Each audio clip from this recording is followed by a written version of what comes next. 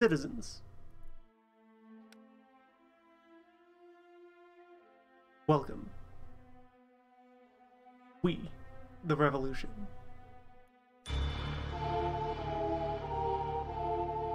Soon.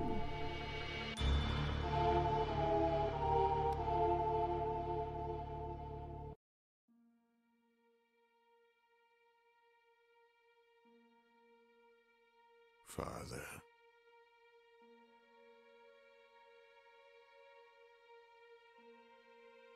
I am here.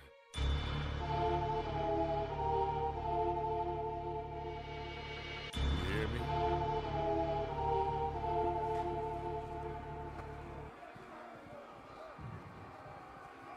I gave you the best I could.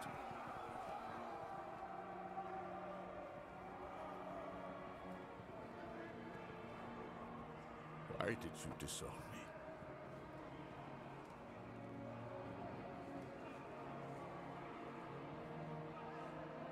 I have your blood in my veins. How could you?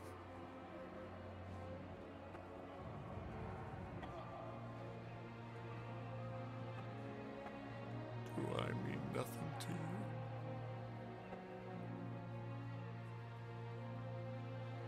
you? Why did you grieve for him? He was nothing.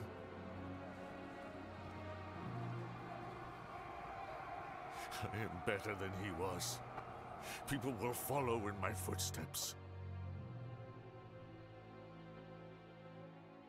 Father.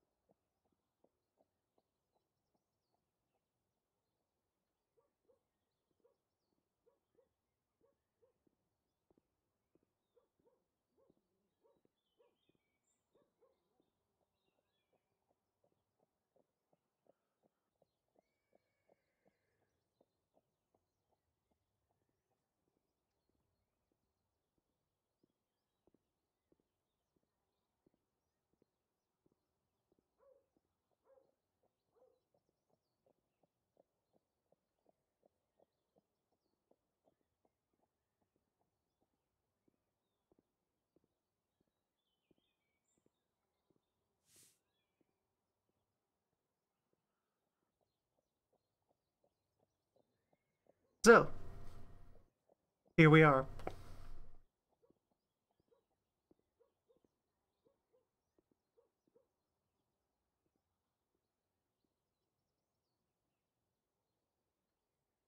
We are in France. It is the times.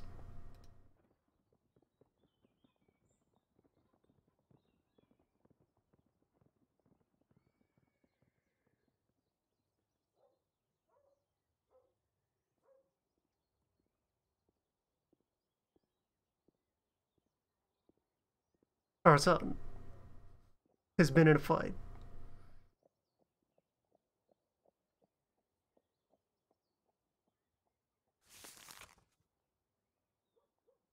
Fortunately, we are a judge. Let's review the case.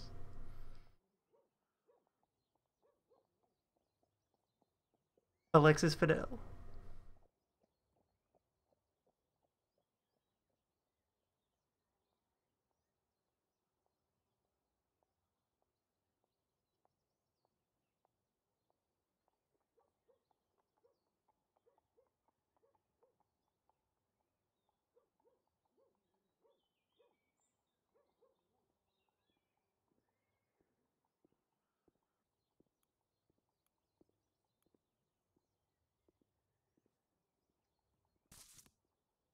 So, this is a game of legal puzzling.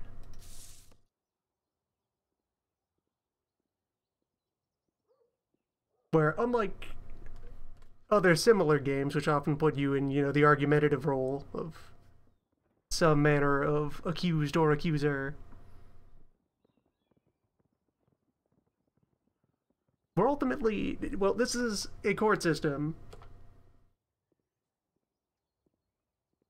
in which there's not going to be much in the way of advocates. We are a judge making judgments, conducting hearings. So it's up to us to review the case, think about it,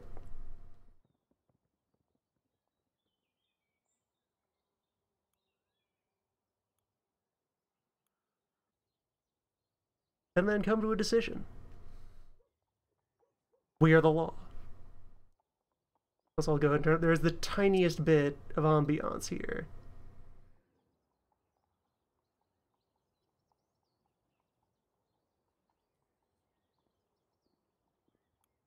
The very faintest bit. The occasional bird hoot in the distance, for now.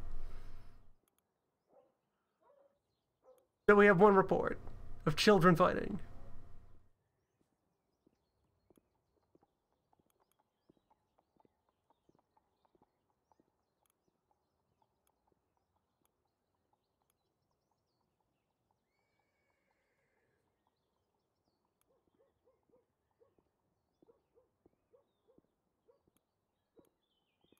We are to juggle these concepts in order to try and figure out what questions need to be asked.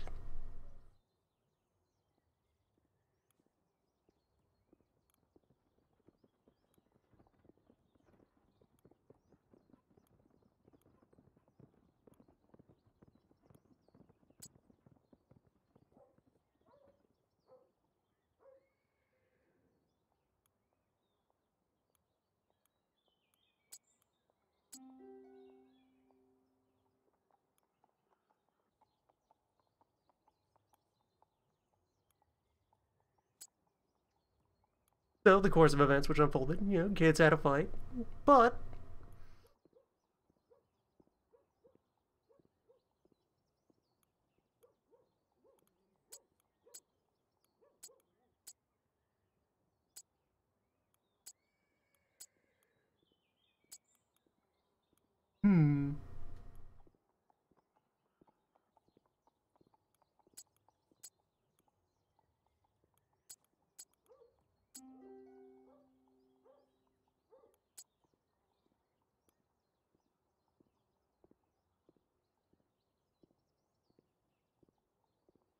presumably, once we get to, actual legal cases and not just having an overthink about a minor family incident, there's going to be more logic to put together.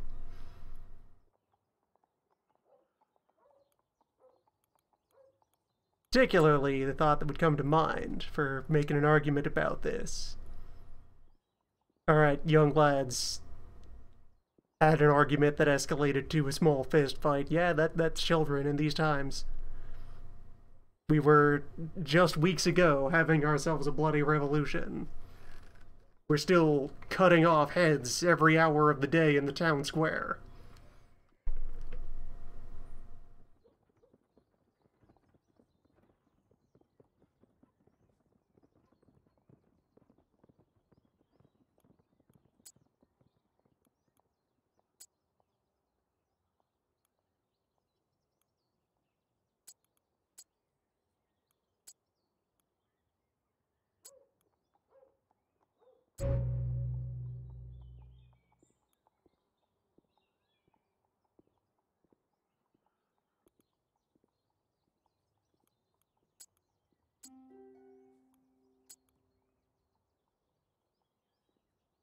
I could just tie everything into course of events, really. This is just kind of a series of unfoldings.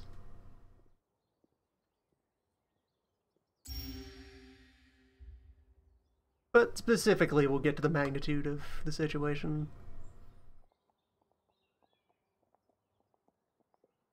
There is talk of juries. For now, the extent of that jury is just the family is watching.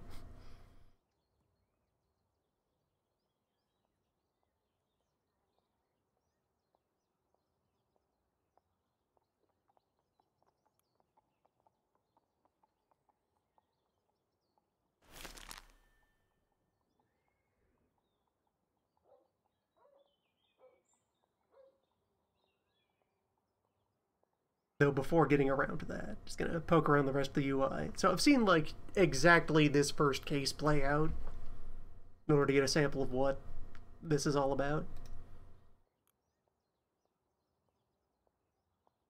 Weird low poly animations.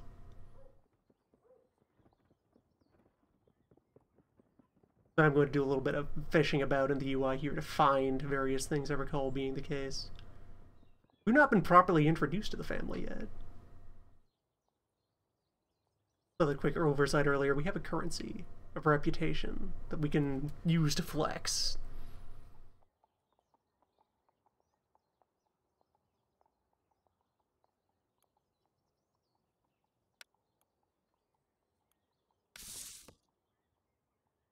Though we have authority, we do live in a society. What everyone else thinks of us matters. Particularly when we were just recently in some sort of bloody revolution that involved a lot of civil servants being thrown under large knives.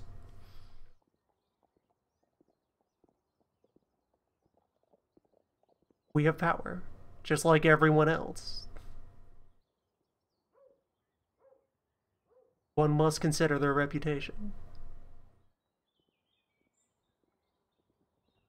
For now, we're moderate with the people and the revolution.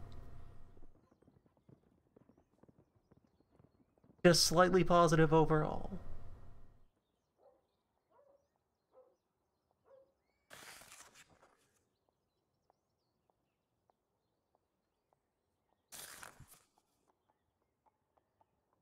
Ah, here we go. Here's our glossary of folks. Let's meet the household of the family Fidel. Our prospective character is Alexis. We have our wife Mathilde. Born in Paris, never been outside the city. By many as the perfect wife, takes care of the household and the children, looks after her husband's elderly father. Doesn't show it outright, but is determined to protect her children at all costs. Perhaps more important, they are perhaps more important to her than you. Bernard, our eldest son, thin, handsome young man, slowly coming to grips with the magnitude of the age we live in. Got that youthful zeal.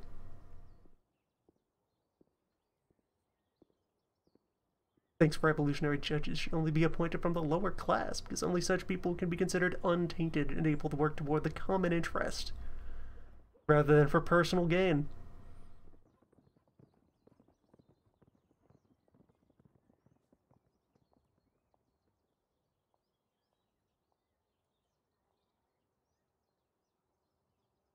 Fledgling yet talented fiddler. Frederick, our youngest son, over whom we are now presiding. Naive and innocent, but that's normal. He is a tiny child. Still idolizes his father and wants to be like him. Occasionally disobeys. Favorite toy, a wooden sword that he always carries at his side.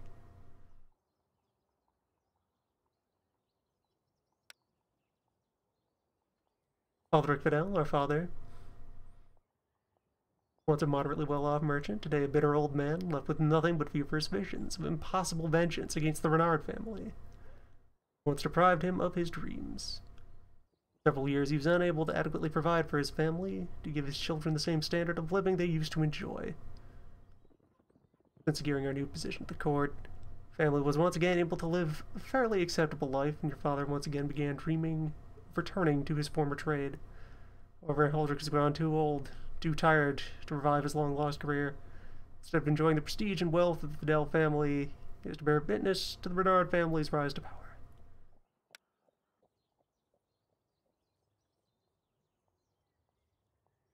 Raymond Devoyer, our mentor, our instructor in the art of law, of thinking and deciding.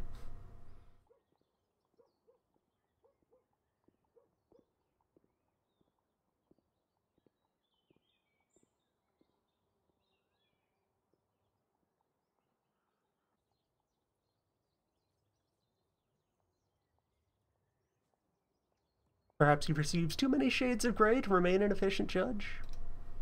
Maybe.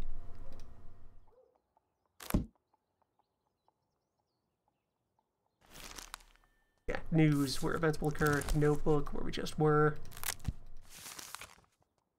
The file itself, which for the time being, just this one incident report.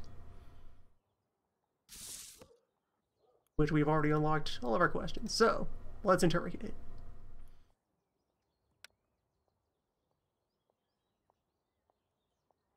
Child, how did this happen?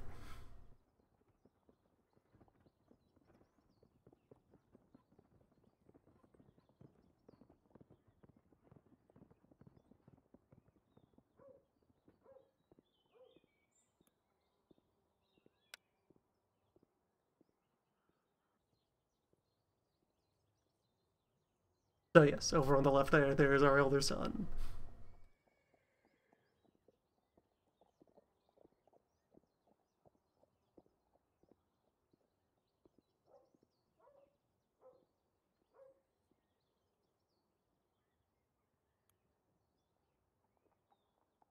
Also under consideration here, just because we've realized a question and unlocked a question, going forward, it may or may not be a good idea to bring it up in the trial. It may or may not really be relevant,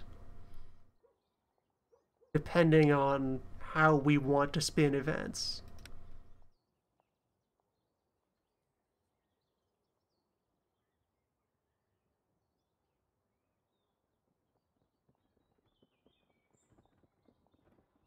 I don't expect there's much room to carry that out here in the tiny tutorial case, but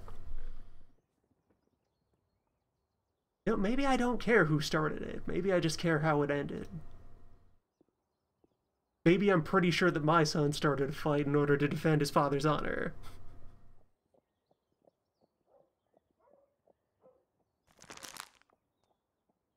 We could just go about doing no investigation and render a verdict off the top. No one's stopping us. We're the one with the bench and the tiny hammer. And this page. Eventually, we're going to have, like, avenues by which we can gather information. Get leverage. Have sources and intel.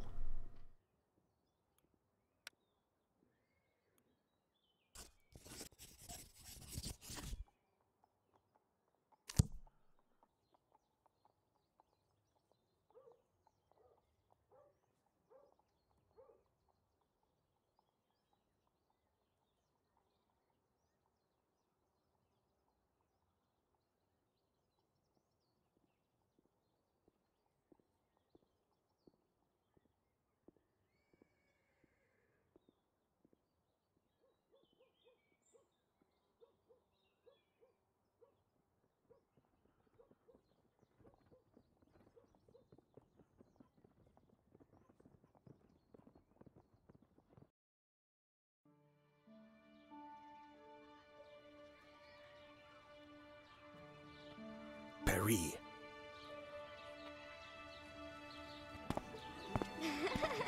Liberté!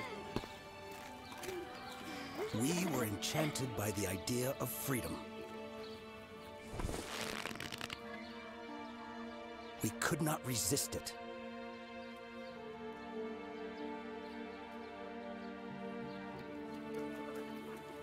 Whole families took to the streets.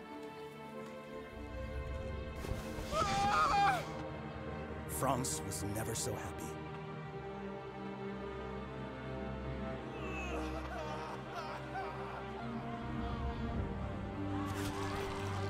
We were enchanted by the idea of freedom.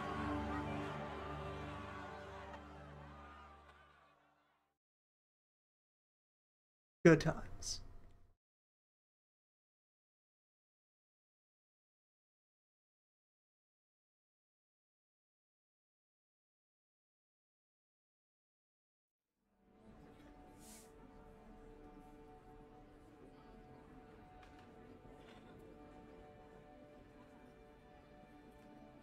Alright, so let's get to see a real case from here forward. Going in blind.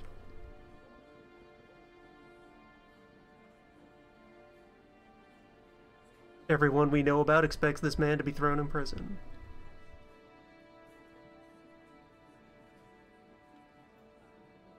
We have our jury, we have an audience.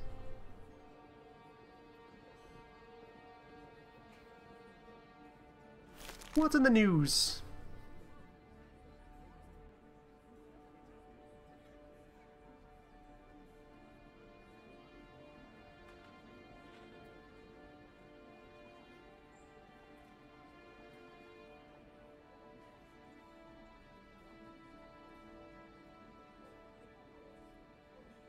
Hmm.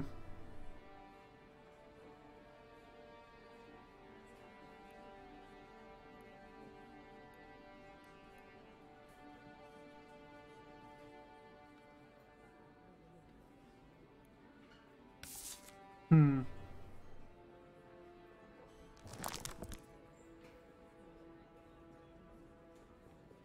We have our 3 points of influence.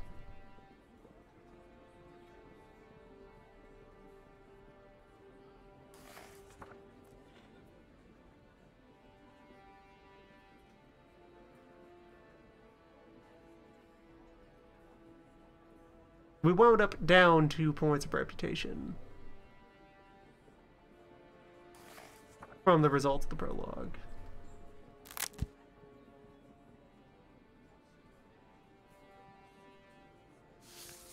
Protocols. Okay, that's an event log.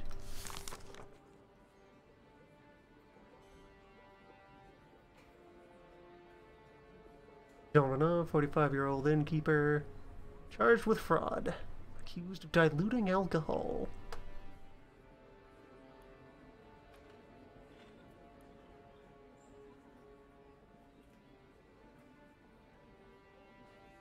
Guests arrived with the specific goal of getting roaring drunk, but instead staggering out after drinking 2 pitchers of wine and several pints of beer, sit in the inn until morning, still sober and completely penniless.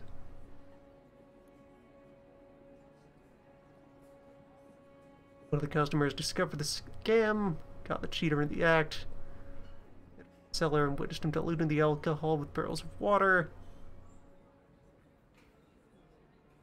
Customers received only 4 parts of what they paid for and 1 part from the water carrier.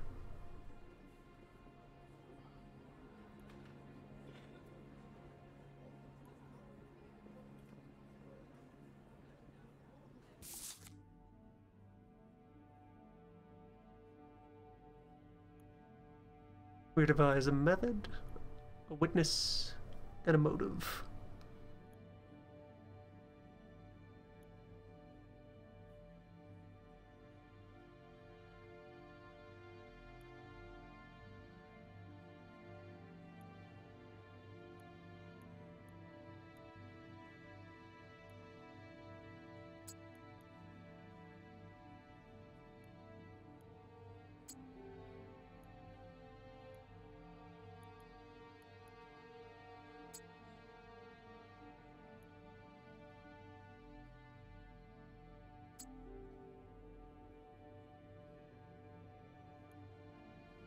Why dilute his drinks? Well, aside from perhaps simply wanting to scam people, you know, make more from less.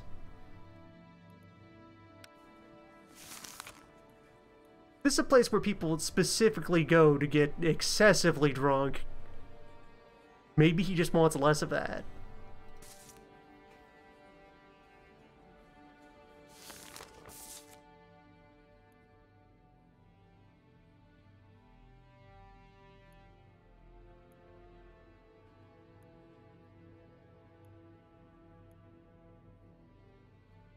Potentially 2 more questions to reveal.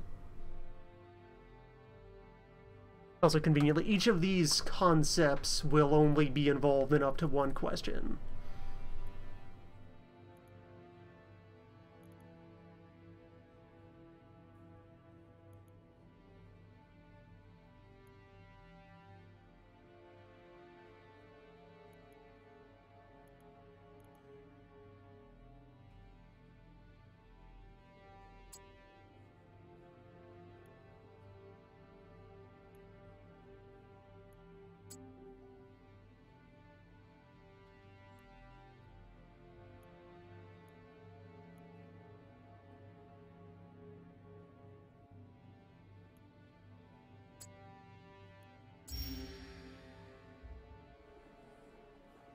simple enough. So, from that,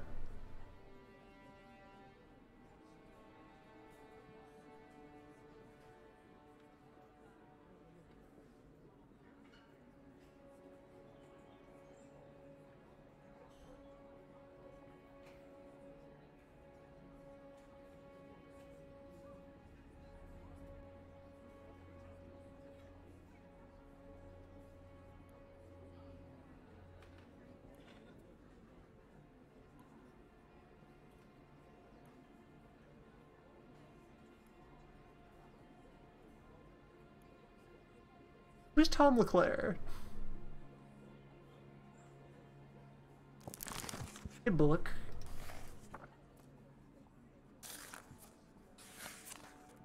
Book, perhaps case file compiled by Richard Mornier.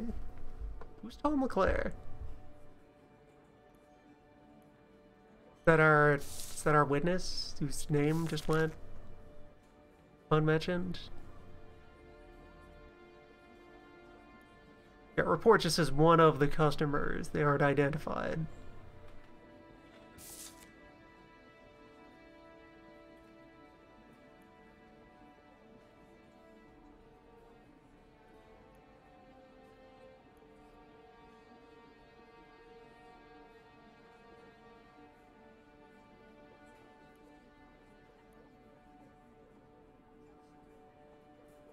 Yeah, these seem a bit rude to lead with. Let's start by learning more about the situation.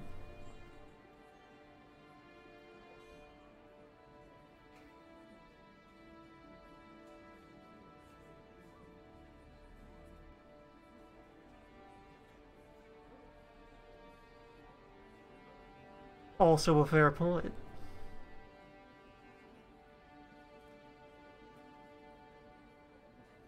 Also, I just now realized, look at the desk. Look at the giant Hamish polygons of the desk. The art style is really pervasive. These wood grain squares. Our official judge's bench that was rendered on a Sega Saturn. Beautiful.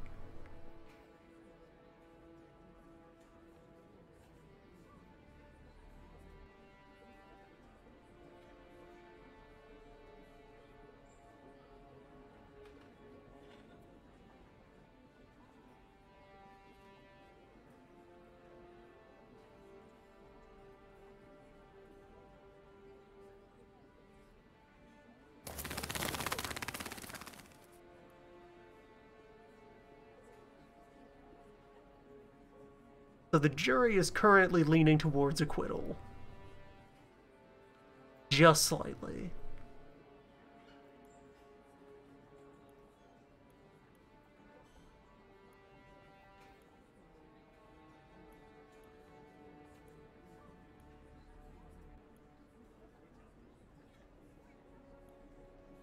And okay, the UI is giving us a heads up as to vaguely how each of these questions should affect the jury.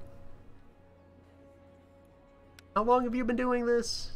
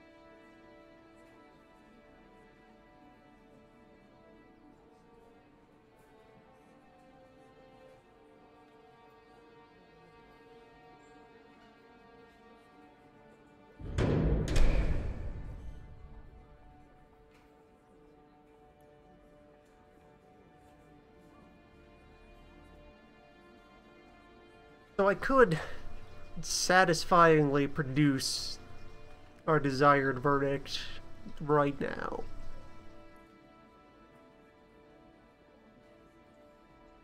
I want to hear from Tom LeClaire. Who even are you? You weren't mentioned in the report. Monsieur.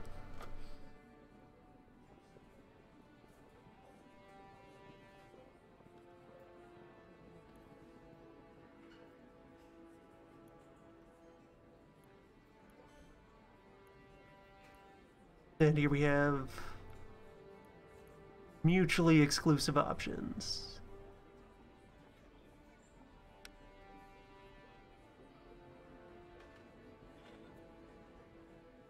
What angle do we apply to the question?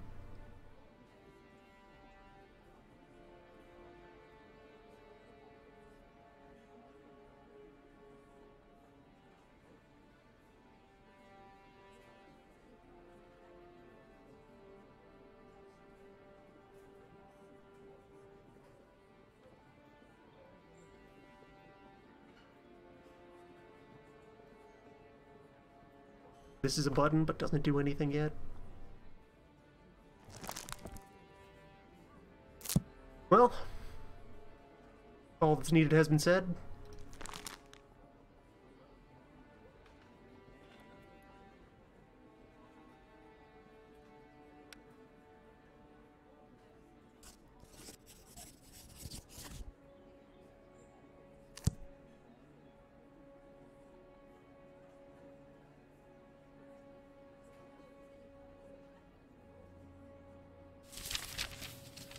An attack on the potency of wine is an attack on all of France.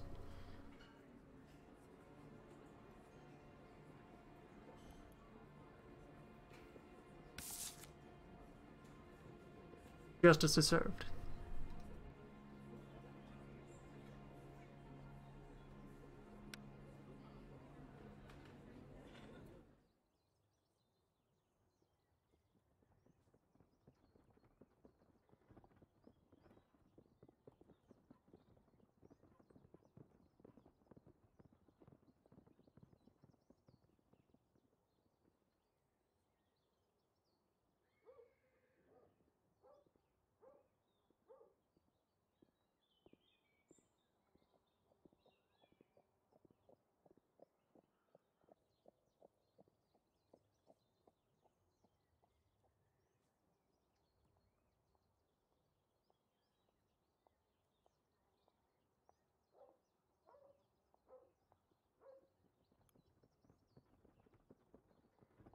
Could go home, spend time with the family, or could be out gambling with our traditional gambling buddy.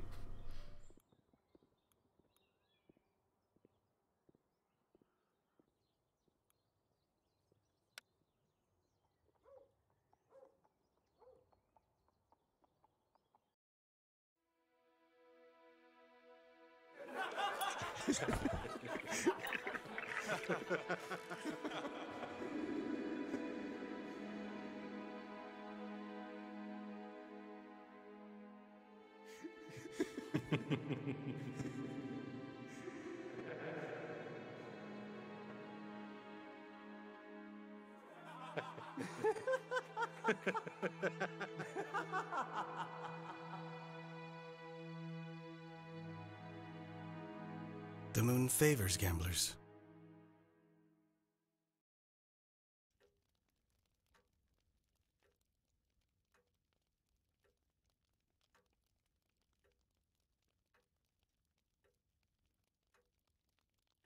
What?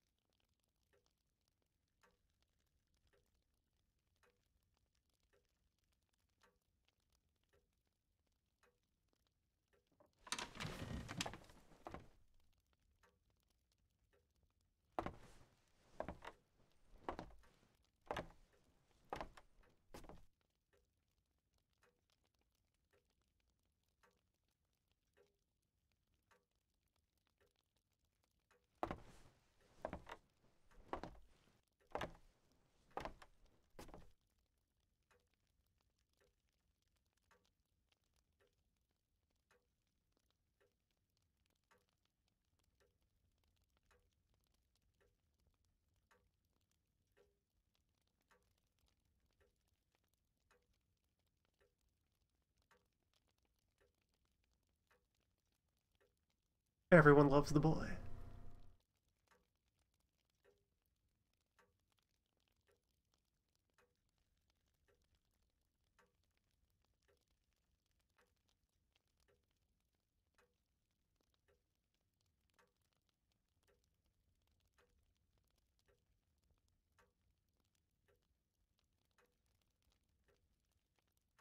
So through Bernard, influence the revolutionaries. Through Aldrich, our general reputation. And through Frederick, the rest of the family.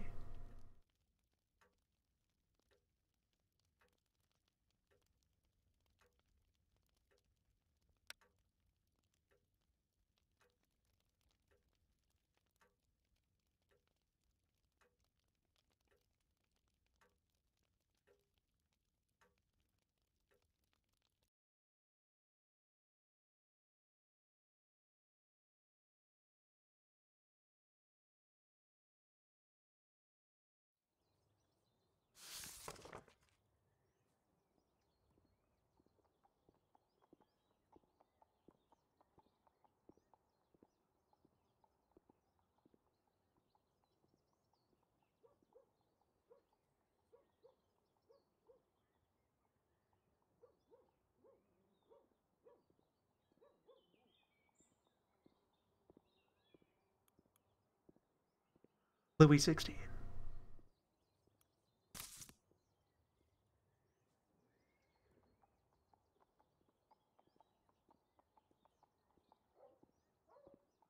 So we're slightly before the main revolt.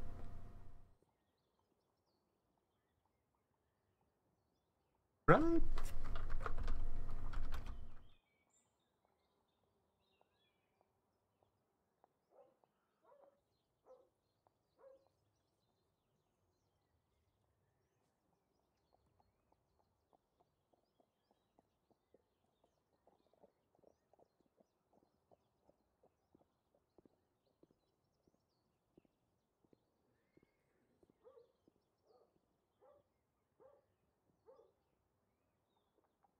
It is in fact not yet the time of large knives.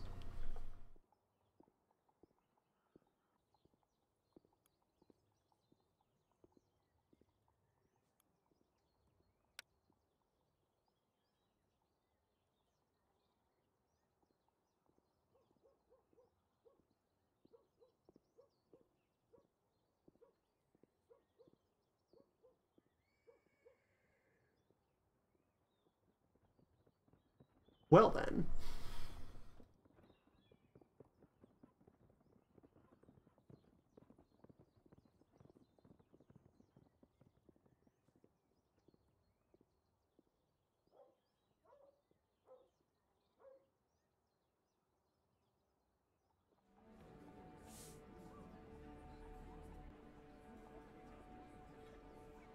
Celebrity guest.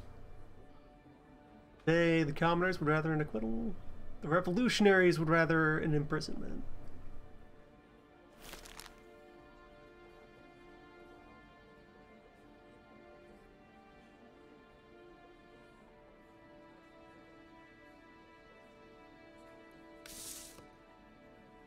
There will always be gossip.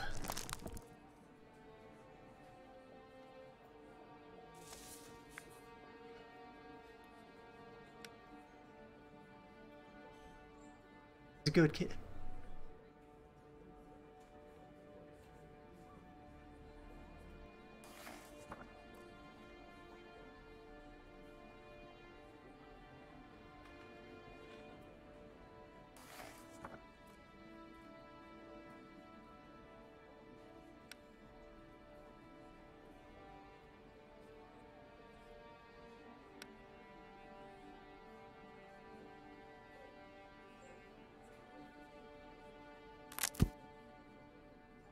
Alright. What have we today? Case of theft and burglary.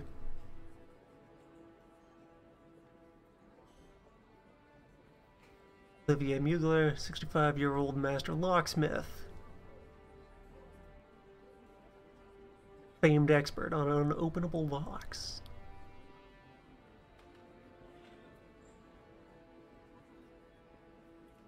Commissioned by the glass works of Rude, Rue, and Slan. Construct locks for ornate chests of valuables, presumably as gifts.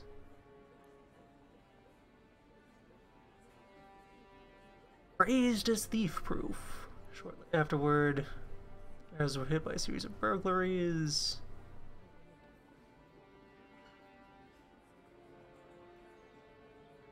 Headed by Hector Vian.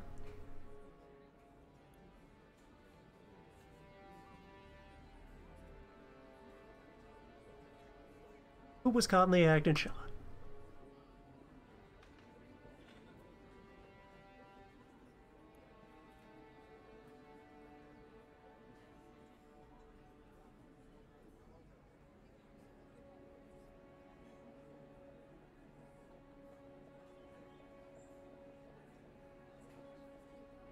Was carrying a map. Allegedly given to the locksmith as part of his payment. Alright, how do we... This is one of two. Where's that other page? Over here. Kind of an awkward place.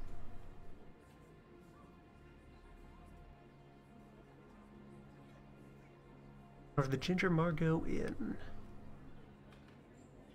Told that on the night of the burglary, the locksmith met there with a man she didn't recognize. We have identified as Hector Vian.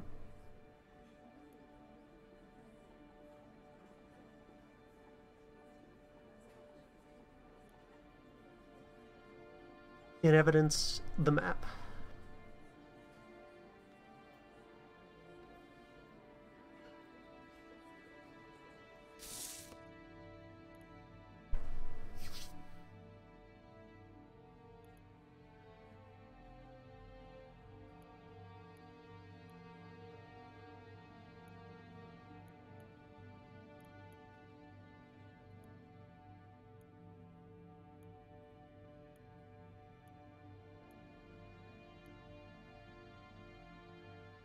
Eight questions to reveal.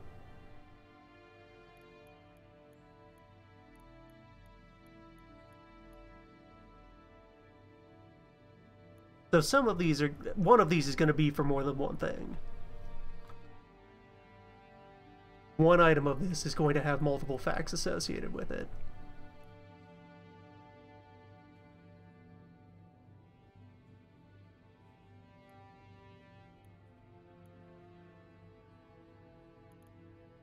So, series of burglaries is our course of defense. Simple enough.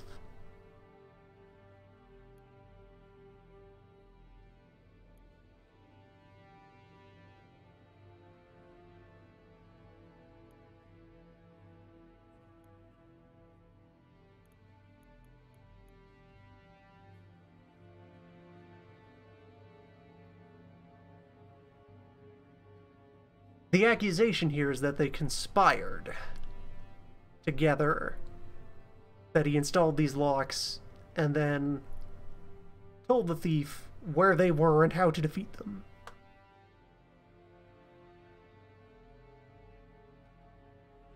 With this night of drinking taken as proof of their conspiracy.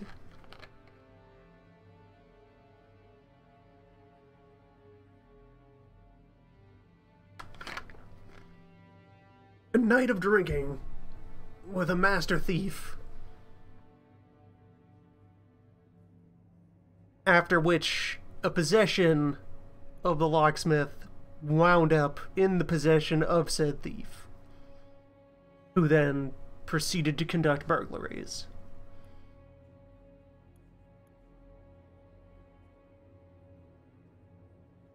There is ambiguity here.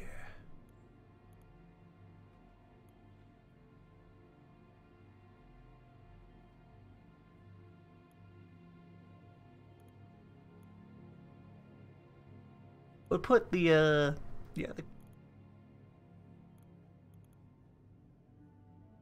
map as evidence.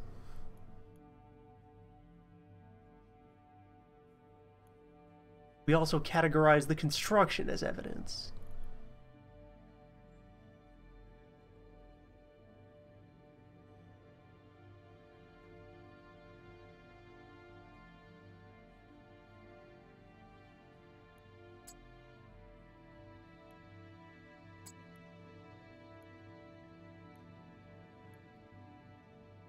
Bender's personality as a category to link to interests me.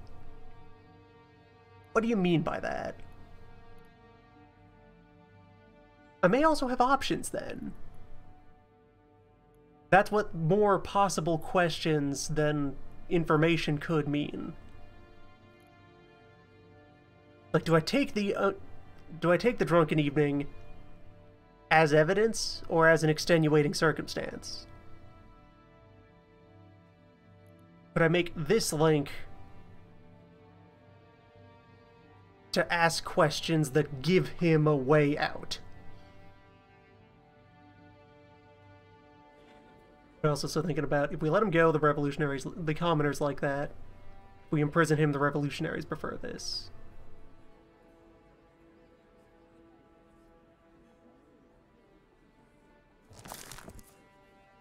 Where currently reputation is pretty even with them. Terrible overall, but pretty smooth on that front.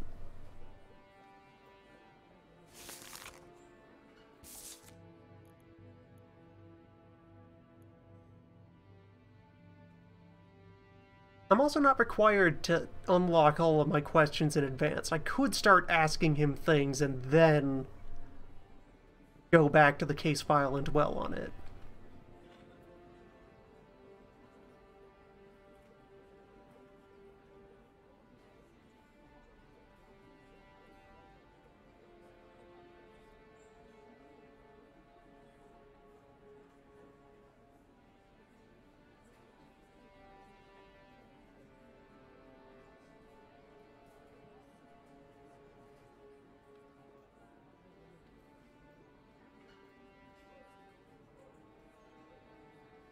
Interesting start.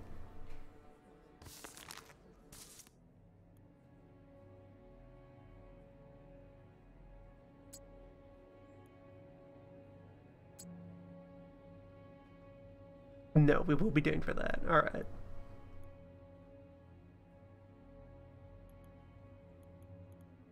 Drunken evening is a course of events. Let's remain direct then. Map is evidence. The marks on the map are also evidence. The famous thief? No, not the offender's personality.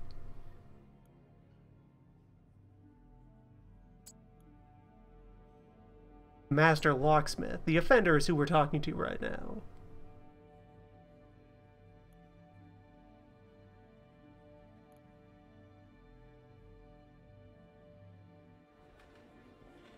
Three questions left to create.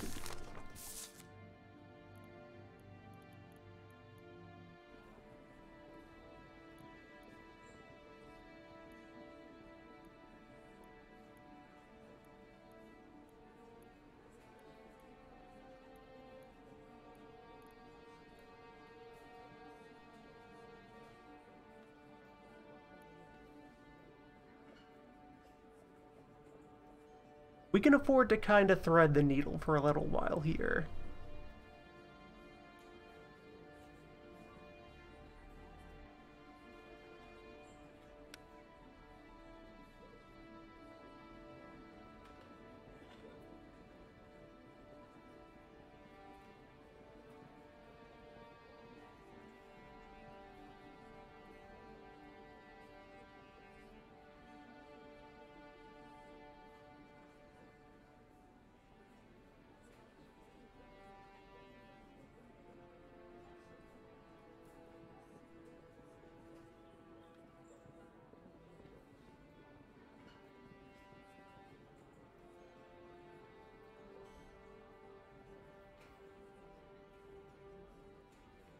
Yeah, figured as much.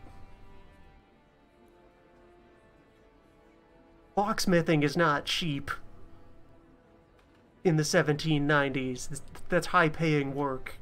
making good locks. Unless this map is, like, printed on gold foil. There's no way that's payment for anything. That seems highly suspicious.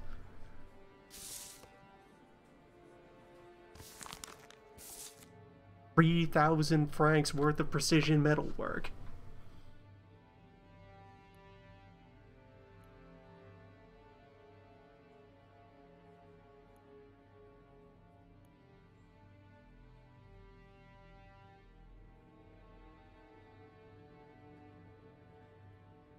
So what else can Locksmith connect to? Locksmith has stayed lit up.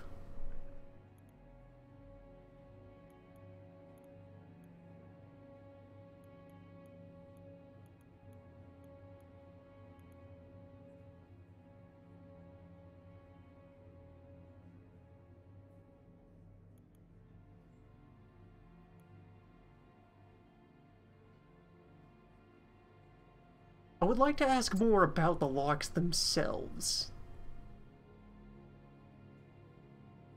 Feels real dicey to end up already low on guesses.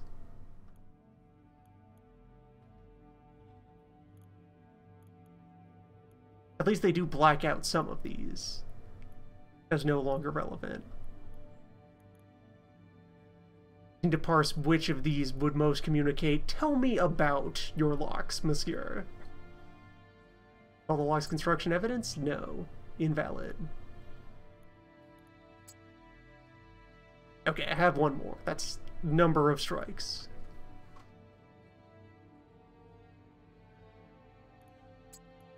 Lock construction as course of events. Oh yeah, like the actual work of making these locks, maybe. Yes. Leaving Mastersmith and Famous Thief.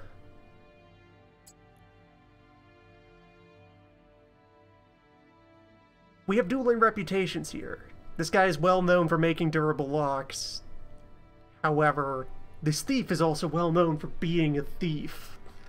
What if he's just that good?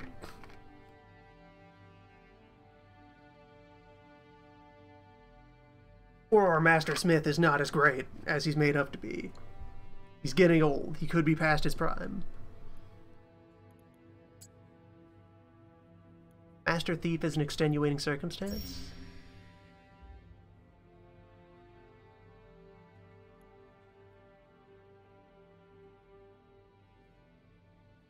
We can spend influence to call for advice.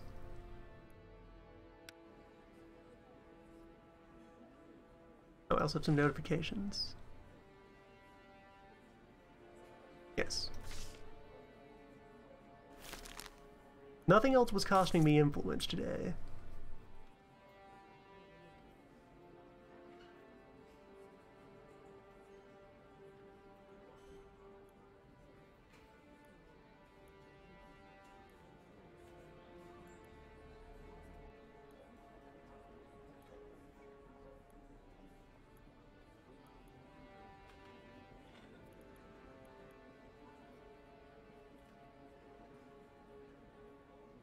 We found more questions leaning toward guilt than innocence at the moment, and one neutral question.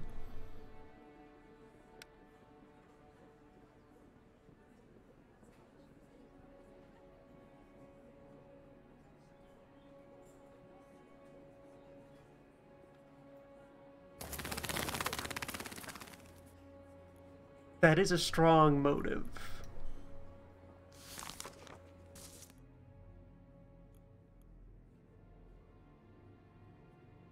Alright, let's phone a friend here. Burn those 2 influence to get one more guess.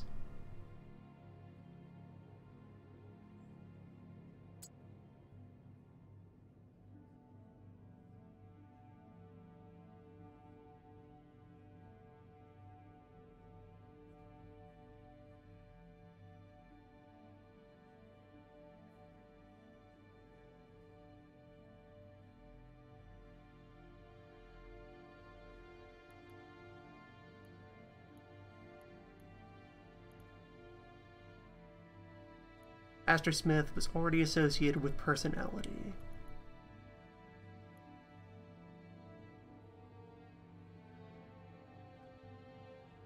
I could call it evidence, or I could call it circumstance. It would help if we had like a glossary of like a more verbose explanation of what each of these buttons is meant to mean. Give us some legalese by which to judge each of the buttons. Like, the question I would lean toward there is to follow up on this statement he has provided of revealing how to defeat his locks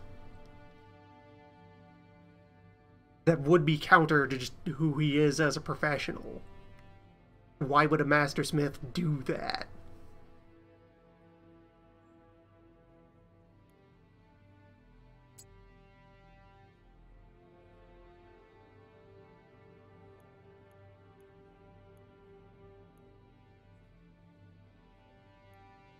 Our famous thief.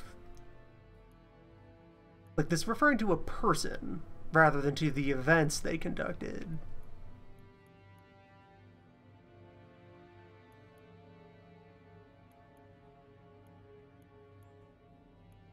So what, call the thief evidence? Call the thief course of events? The thief isn't an object either. It's not something that's on the record. Also, he's dead. He was shot. Can we get his body hauled into the court and propped up against the bar there?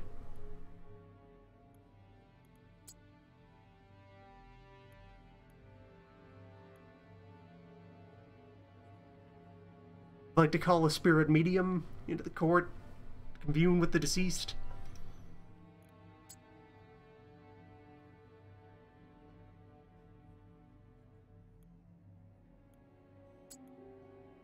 Okay, locksmith to circumstances was valid.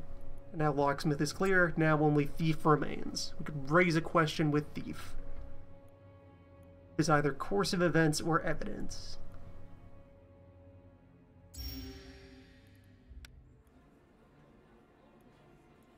Alright, we have all of our tools. I will ask the neutral questions and then we can start flexing. We have a slight innocent verdict. Let's get more information.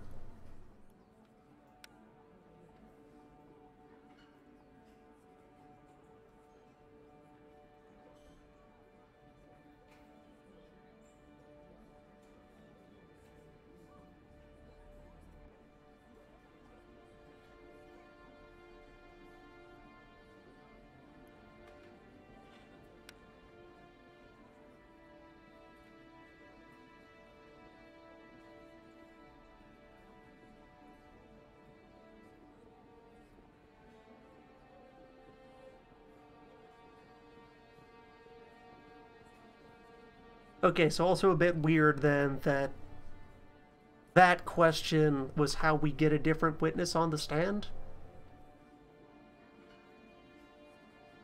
That was not clear. The last time we called a secondary witness, it was labeled as such.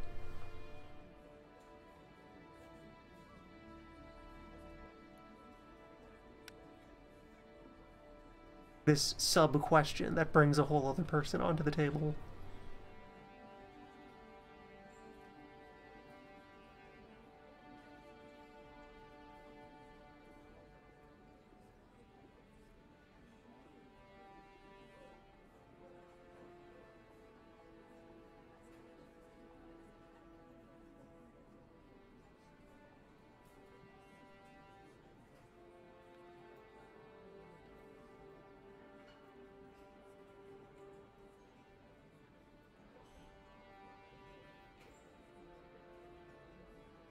Yes, Raymond, that is strange.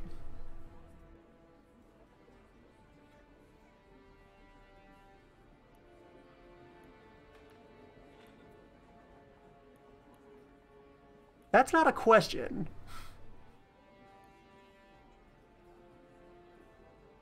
That's not even a complete sentence, this button.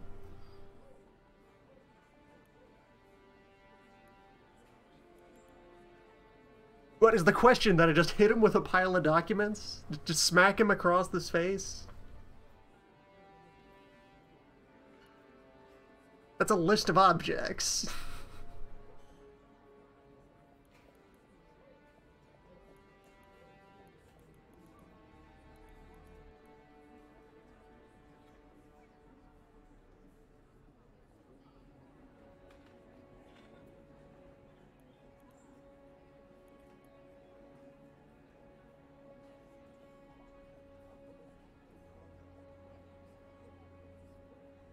And so yeah, so one house was robbed of valuables, one house was robbed of documents.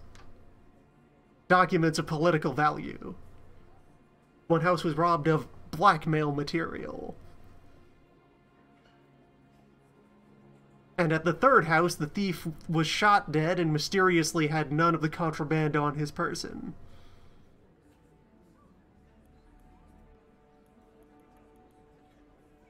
Which of these buttons leads in that direction?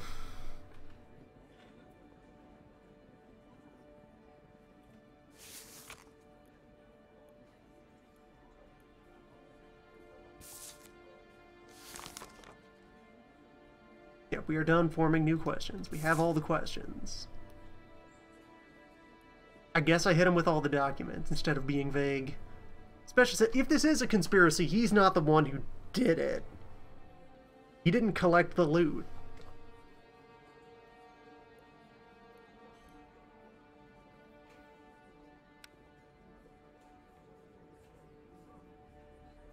So let's just get suspicious.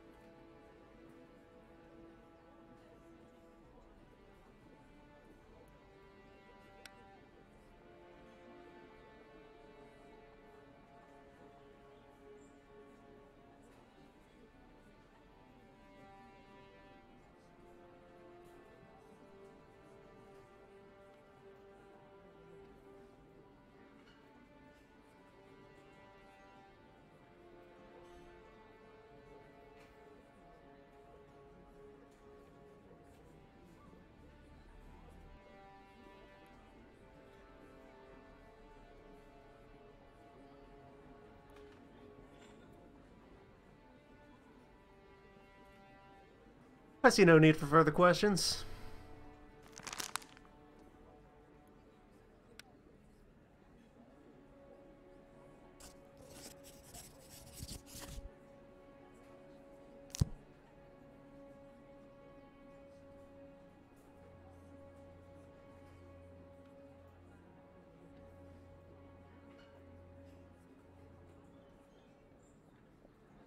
The specter of social justice haunts this place.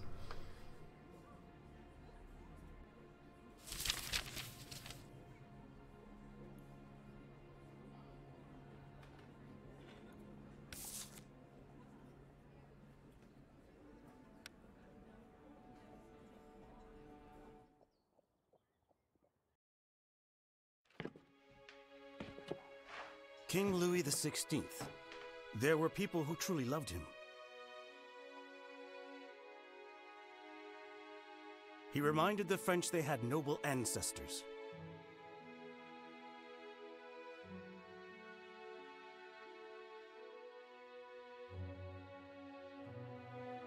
Do not be manipulated by people who are not bearing the burden of responsibility.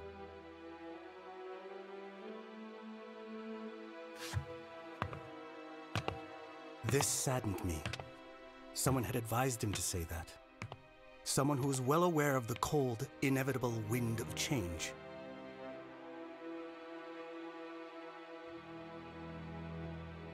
I did not pity the king, but those who will come after him, as they will not have great ancestors.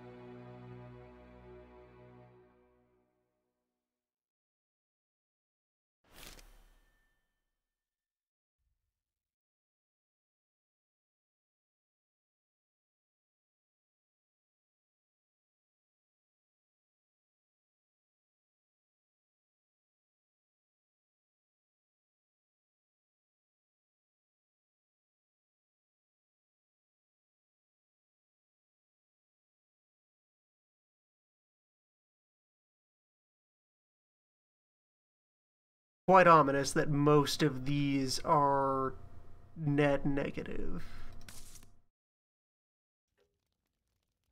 Those numbers want you to take a side.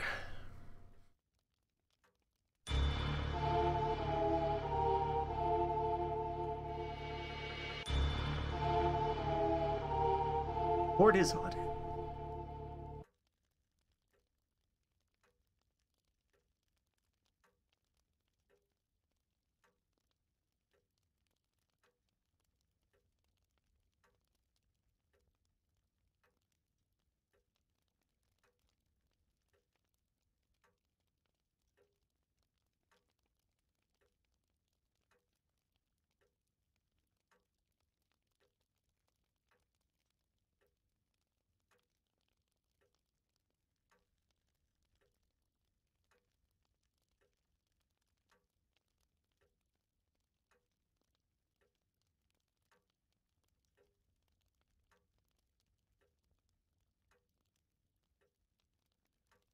Thanks, Dave.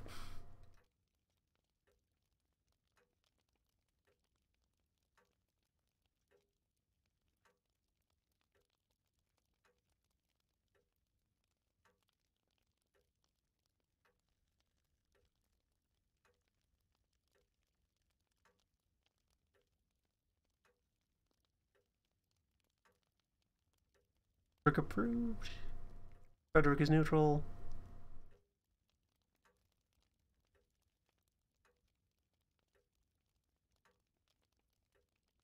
So if I had turned down the march earlier, one of these other events would have been available.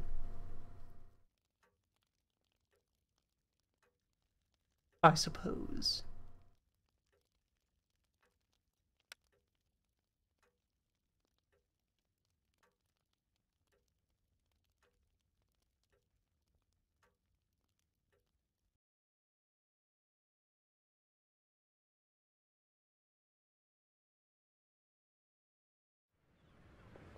That is our new symbol of freedom. You can still smell the fresh wood.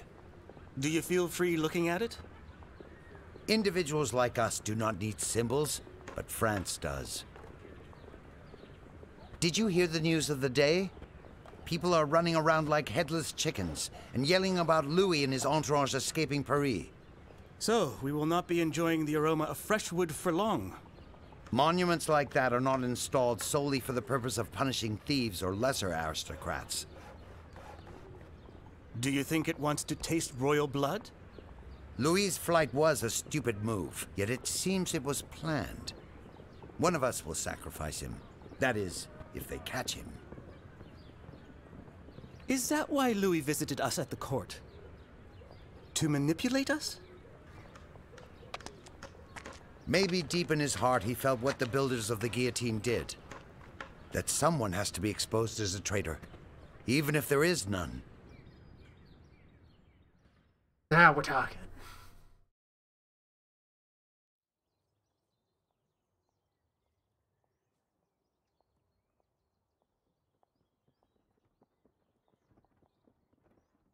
A prosecutor. A challenger appears. Antoine Tinville.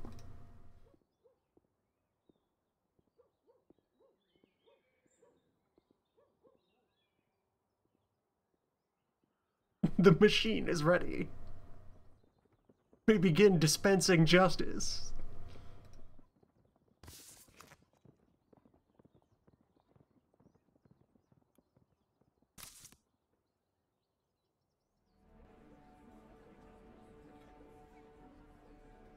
Day 3.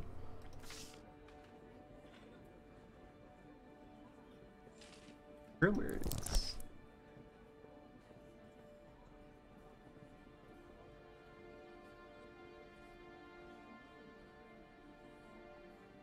Just a general downward pressure. The common folk still net positive about us, even if the revolutionaries are slightly soured. Today, the commoners want blood. The revolutionaries wish mercy. No one wants prison.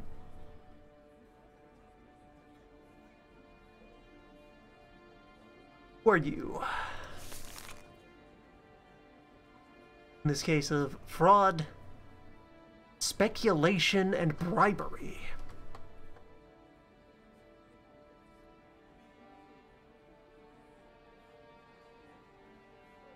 Lucien Blanchot.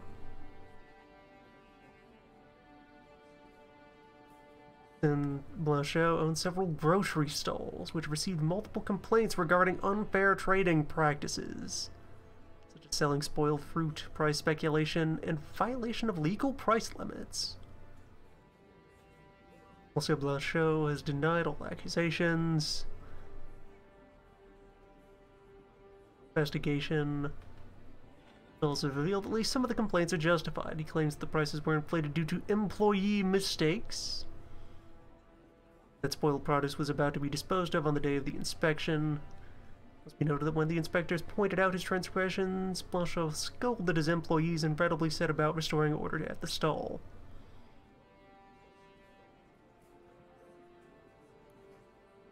Now we have a profile on Monsieur Blanchot. A merchant, staunch supporter of the Jacobins. Has connections with Marat and Robespierre, or so he claims. So far he's managed to get away with all his shady dealings. So maybe some truth in his boasting. Testimonies: sold me rotten apples, put some fresh ones on top so it wouldn't notice. My husband couldn't stop retching for 2 days after eating celery he brought from this swindler.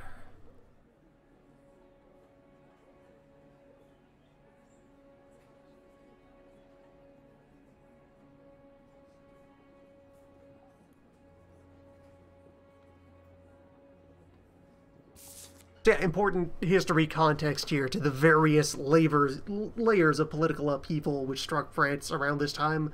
One of those layers was the middle class and capitalists pushing all the aristocrats off a cliff. New money fighting old money.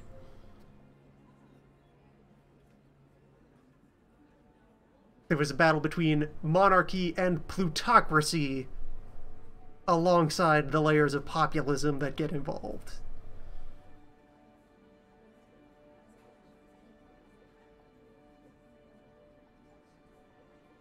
A lot happened in France back now. So, questions. We have the complaints, poisoning, rotten apples, the defendant's political connections, and, yeah, just innocent employee mistakes. 6 questions to discover off 6 concepts.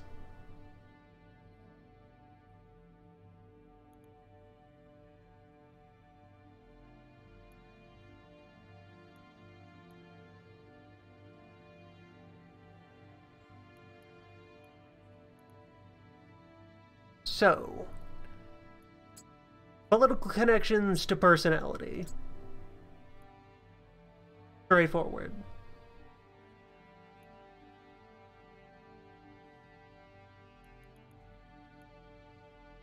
Counter-revolution is a beautiful button to see appear.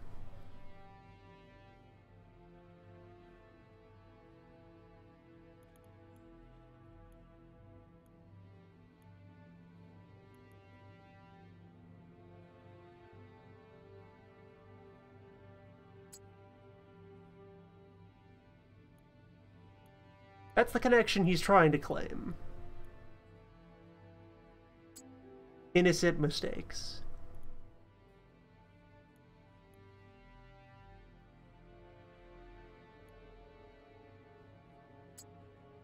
Price limits are the provable accusation.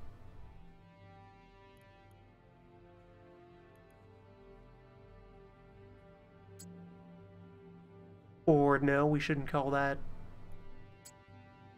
We call that counter-revolution.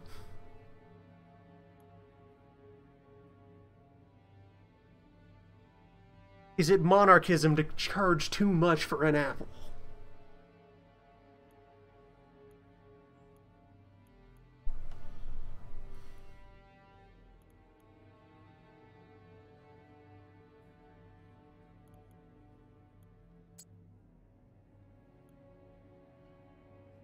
The complaints are the accusation, but the complaints could be submitted as evidence as well. The apples are evidence. No, they are not. The apples are useless.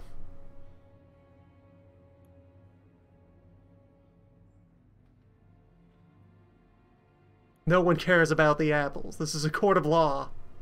Somehow, even though the apples are a subset of the poisoning complaints.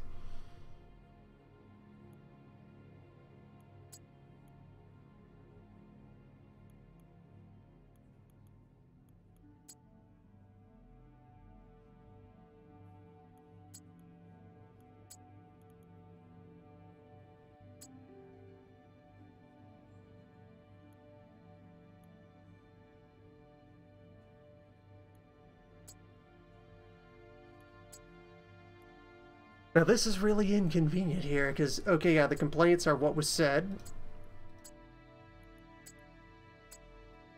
It's a very slight, subtle difference, and if it's the case that only one combination of these is correct, that's inconvenient. The complaints are the accusations, and the actual poisoning incidents are the evidence. If we can take those testimonies as evidence, if that's the purpose of them appearing on the record formally. No. Poisoning is an accusation. 2 questions left to reveal. Price limits are also evidence. And the complaints are an accusation. Okay, we just had enough help left to brute force the rest of it. Alright. Let's begin questioning.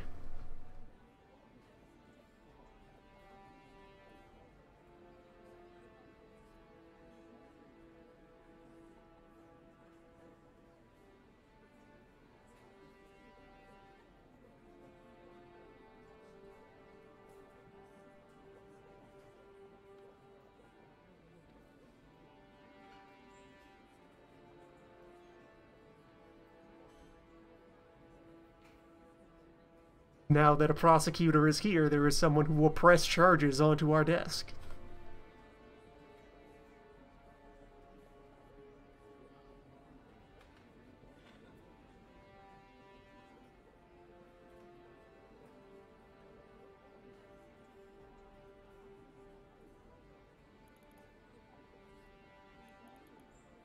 Our 6 questions.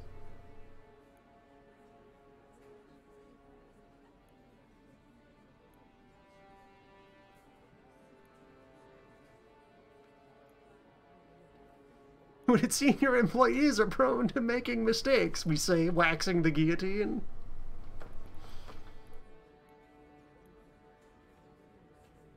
Just have the entire decapitating blade propped up on our desk, gently going over it with a leather strap.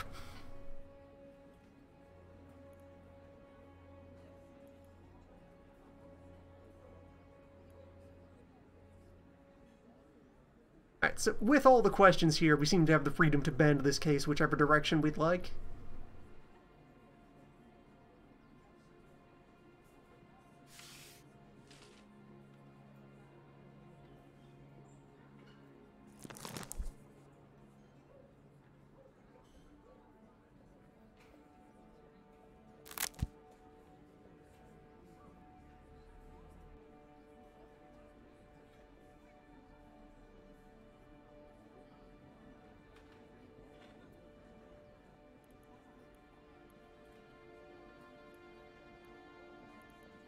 Well, do you admit?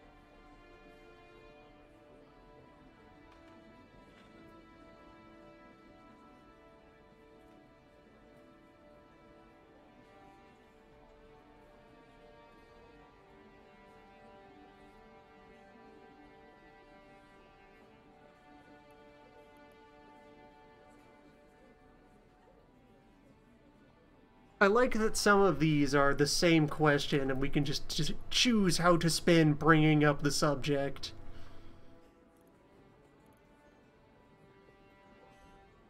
You did just suggest that you were offering questionable food at lower prices to entice people, but we have clear evidence.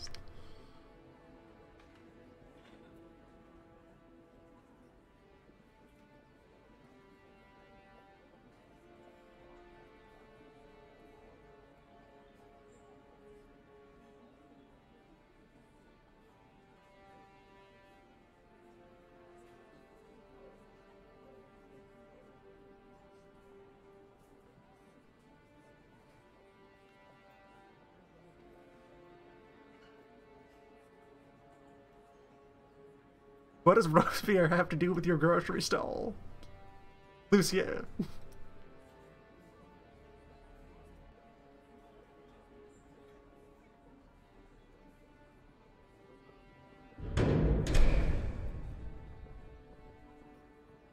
Okay, so now that all three options are available, we have the full bar. Jury's currently settled on prison, and we can override the jury, but that has consequences for our rep. It is preferable if everyone involved is in agreement about the sentence.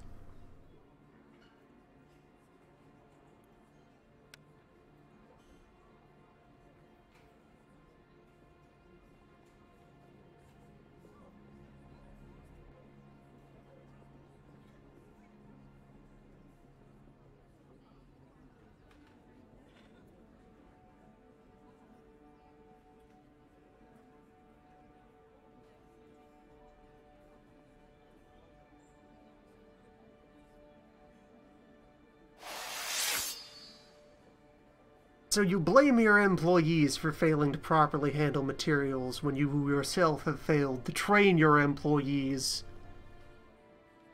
in the preferred manner of conducting your business, which you claim to know.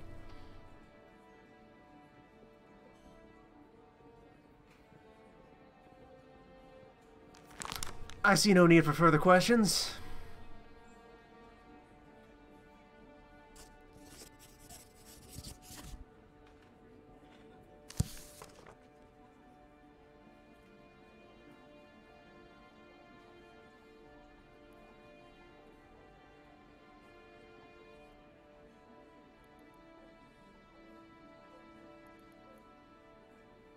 But now that we have a prosecutor, now we have this after-action report.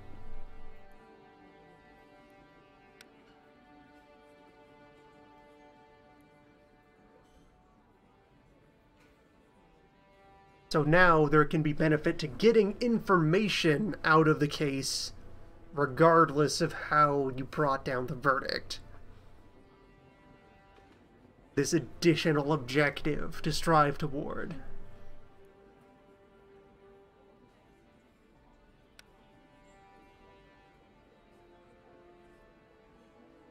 Wait, what? Fines? Fines?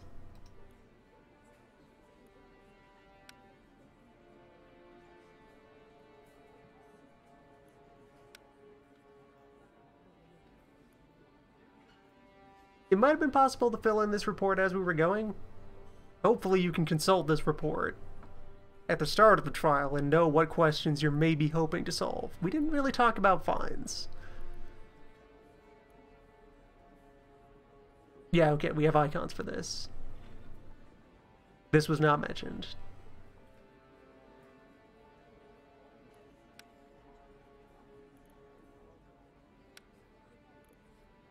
The man was a Jacobin, or at least wishes he was a Jacobin. And he did not confess. Well, if we're speaking really, he confessed and then tried to turn around and not claim he didn't. The old yes and no, you said yes to a judge in a court when the guillotine is hot and ready outside.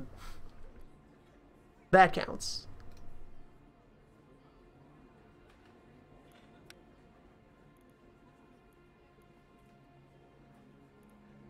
Oh, we get to make up a response for this one. Or, okay, we didn't spend influence. Let's ping the mentor here. Yeah, he was paying attention.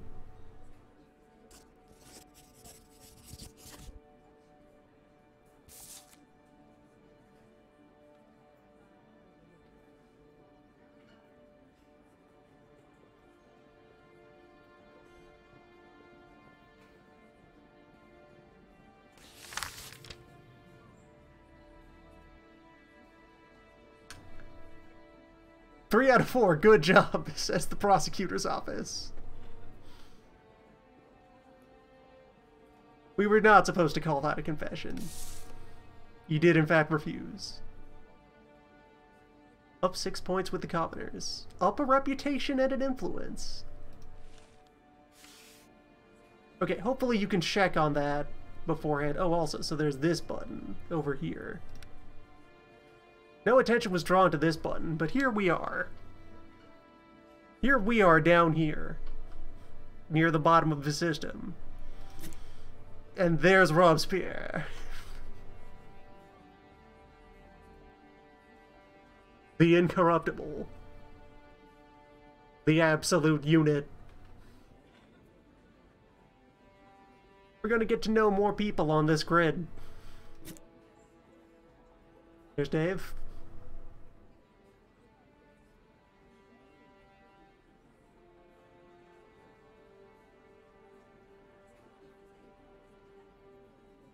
Our good friend, and Burrell.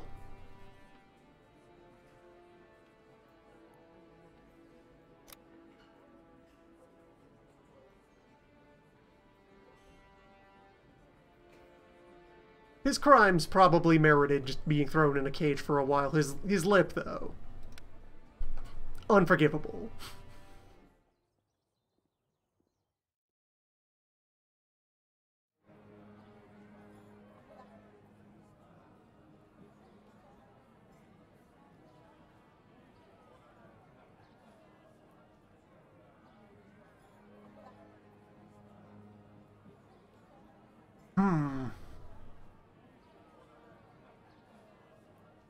Do we try to make a scene?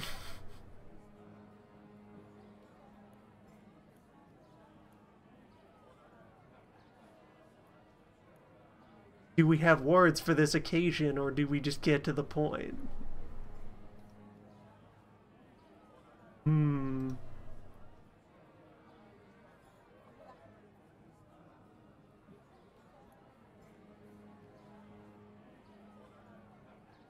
There are gauges involved.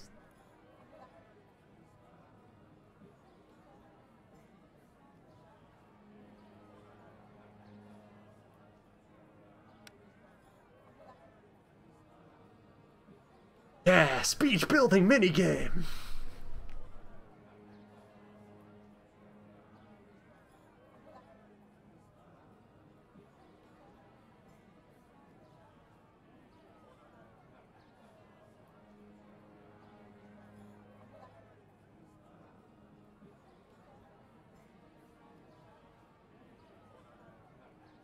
The higher your reputation, the more you know about other speakers' attitudes. You can obtain this information by spending influence points. So, on the subject of crime, the defendant, and the revolution, we can invoke carelessness, humility, aggression, or manipulation.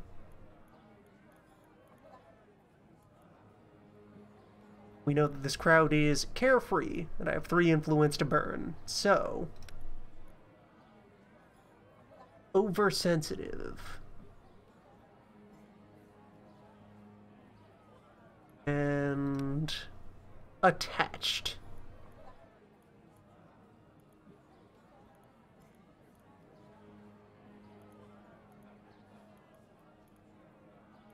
Now the question of what does that mean? Or do each of these attitudes correspond with the topic in question? They're attached to the revolution, they're oversensitive about the defendant, they're carefree about the crime. This is a pretty minor crime.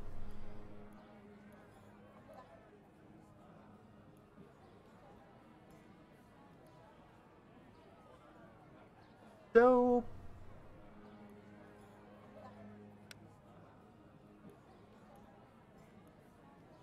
let's match them.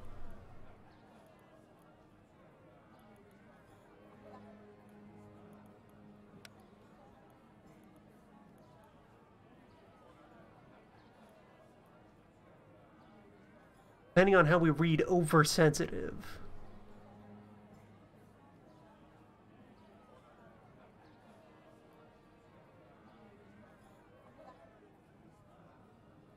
Perfect. Weak. Also weak.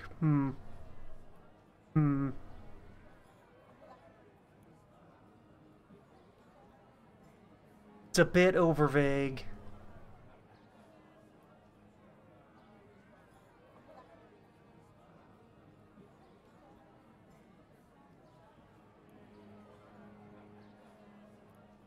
So what then? Should I have been humble and manipulative? How is humility, where they have this icon of also, you know, clutching a cross? What does that mean if not, like, taking a moment to be, like, somber and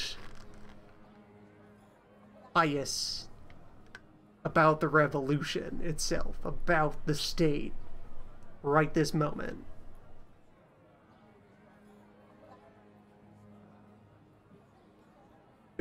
If I can work out what these actually mean, like, okay, careless and carefree mapped up fine.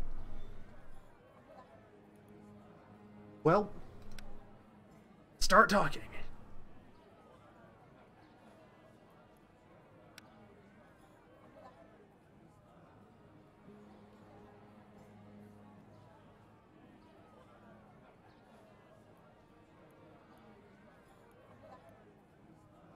Oh wait, so I get a preview of what those mean, and now I can still guess what else. So aggression was bad, based on my intel, so manipulative?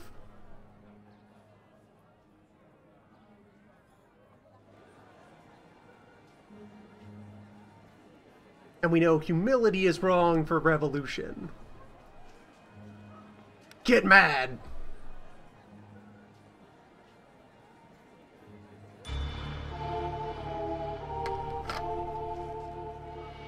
Just ice.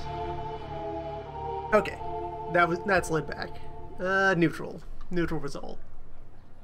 Slight reputation hit. Questionable success. I'll take that.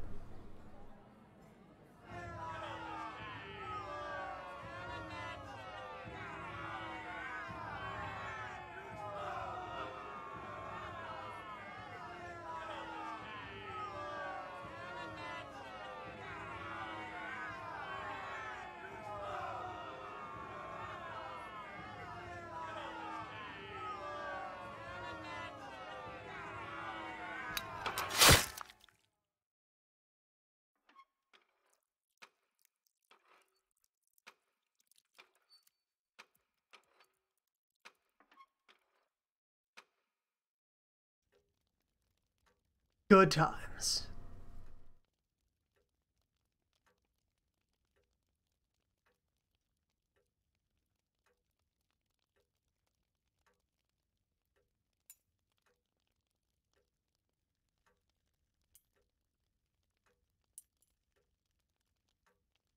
Hell yeah.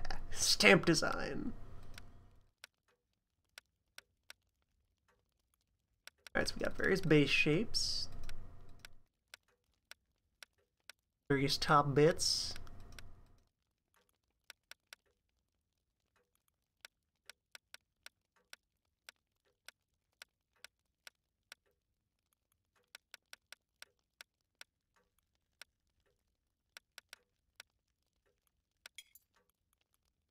And emblems of bird. Bird. Snake. Law snake.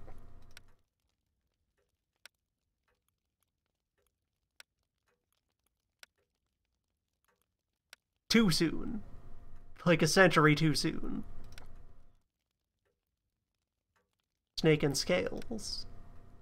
Book. Owls. Goddesses, hammers, just plants, the flag itself, time. Keys and feathers, justice. Lions, shields.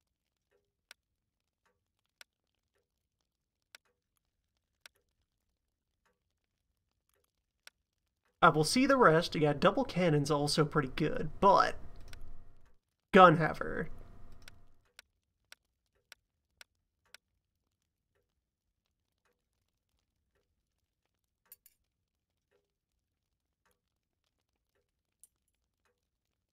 As to why the fascists would be present here as an option at all, it's a Roman symbol.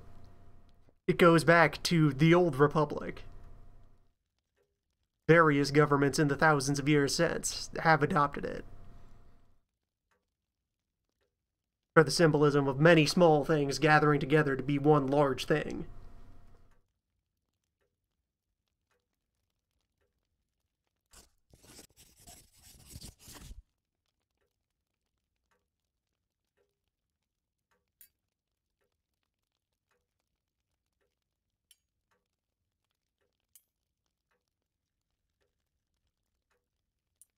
Okay, no story event happened, so now we have choices about interacting with the family. We finally have a night free for everyone at home.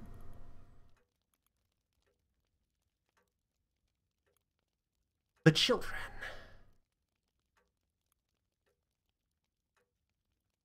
Well, I can only wonder what influence all of the... Like, I suppose this would be a mild everyone benefit. Evening with grandfather is obviously, you know, mostly spending time with our dad. Would we be taking the wife to the theater? Probably. Maybe? Work on the trial would be like the neutral option, I think. Vaguely bad for everyone. Or, right, the son is... or Bernard is a musician. Maybe going to the opera, we do that with Bernard and discuss music.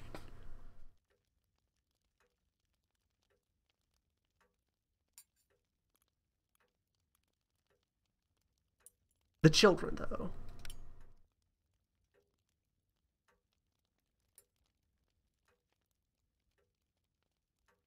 Positive for the sons, negative for the wife, neutral for the dad.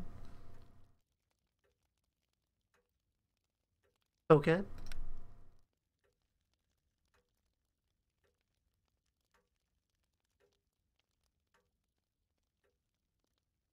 By quite a bit, that is mostly for the youngest son.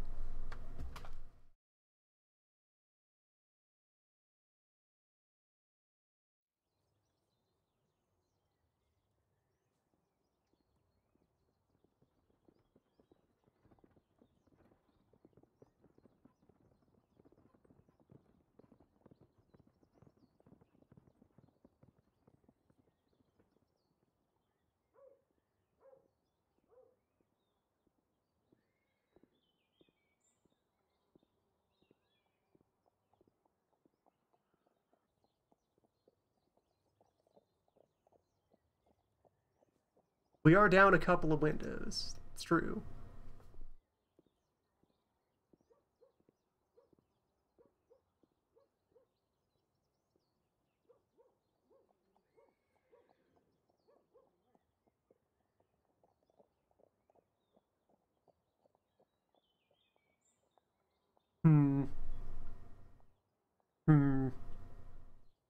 Guard would like my permission to use force to suppress riots.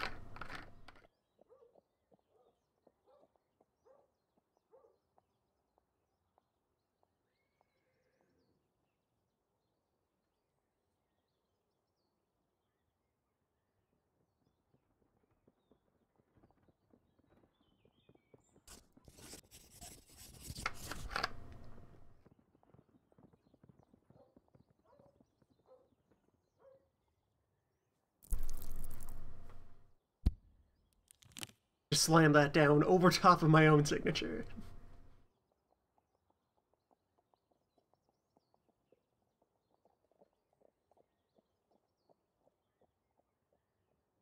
How would that be different?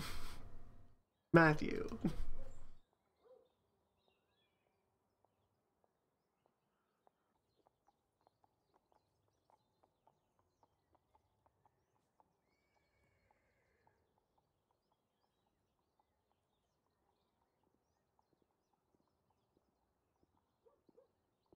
No, Bashard. No.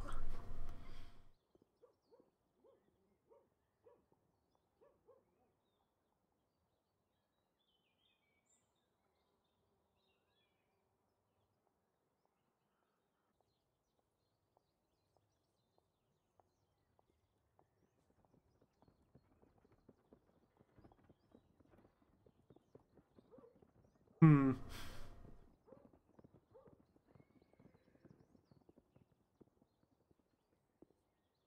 Hmm.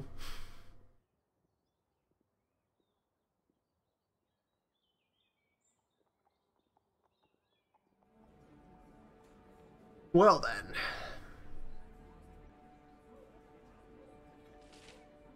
Let's go over the news. Well, the commoners really like us now. The revolutionaries do not. Our general rep is pretty bad.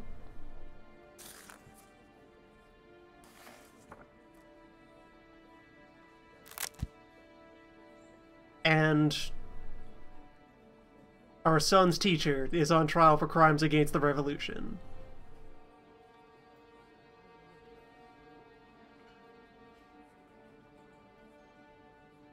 Revolutionaries would like him in prison. The mob would like him decapitated. The family would like him to go free.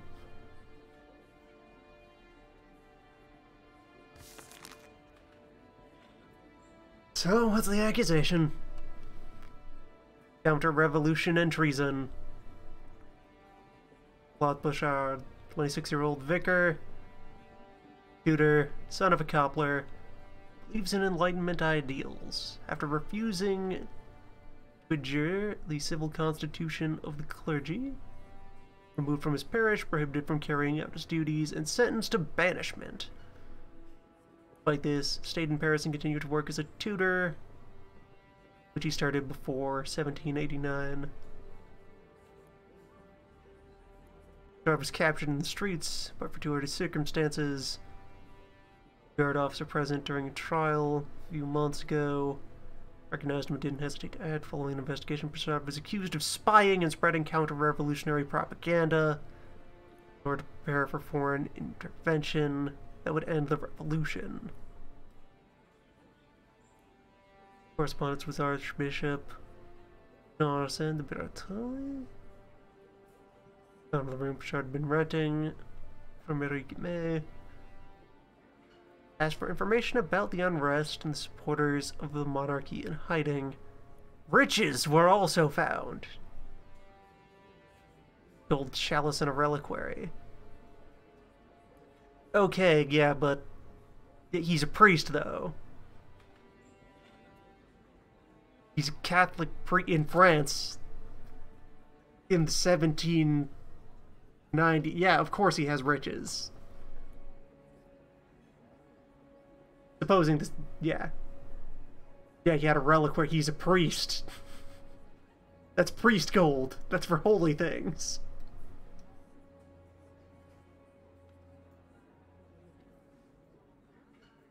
Moreover, the director of one of the orphanages Claude taught in testified that the tutor would question the law of the revolution in front of the students, stating that it was less important than laws handed down by God. Entered into evidence one letter on that subject.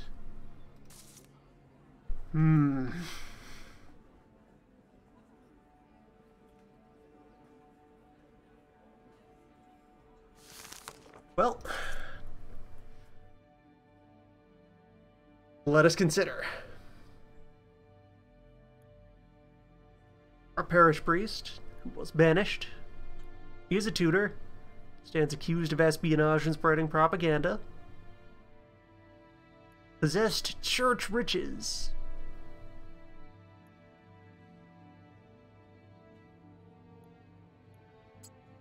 the tutoring speaks to his personality.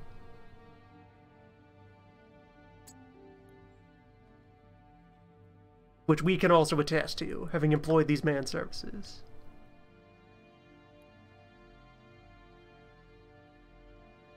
Get this priest on trial for the crime of thinking God is more important than the president. Scandalous. Does you know what title did Robespierre hold? What was he calling himself during his time as boss man?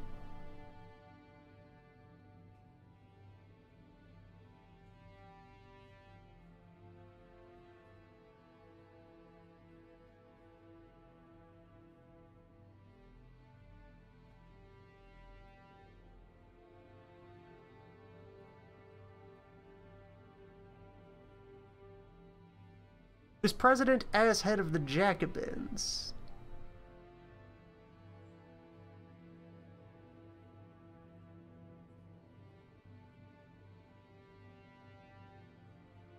And president of the National Convention.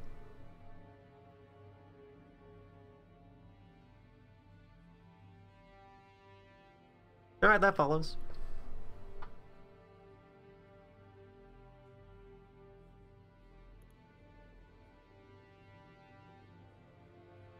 So, back to the subject at hand.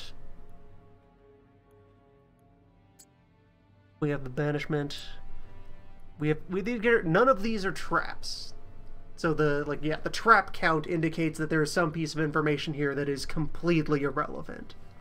All of these hook to something.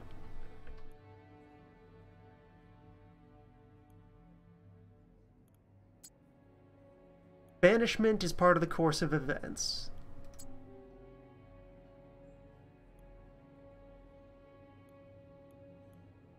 Six questions left from 5 points. He is accused of espionage.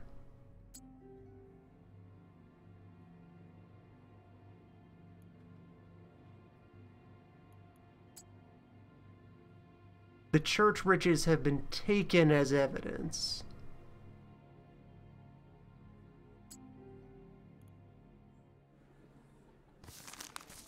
Misclick there.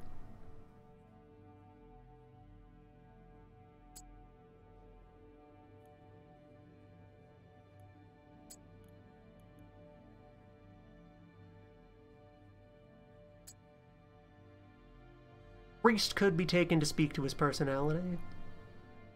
No one's accusing him of being a priest, that's what he is. Even if he was banned from preaching and kicked out. Still what his deal is.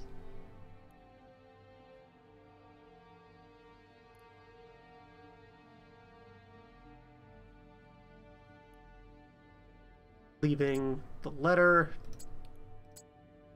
and the accusations of propaganda.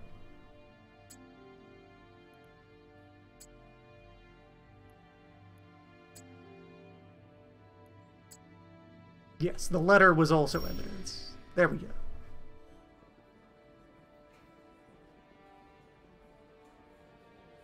We have 2 influence today.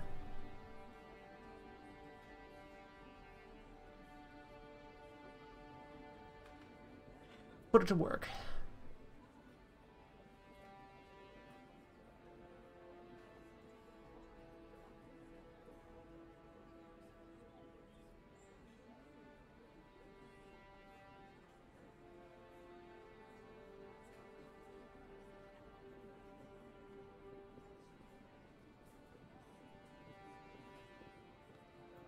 Typical clergy.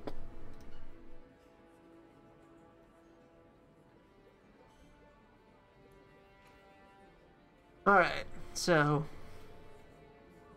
who do we have to work with? Why did you stay in France despite your banishment?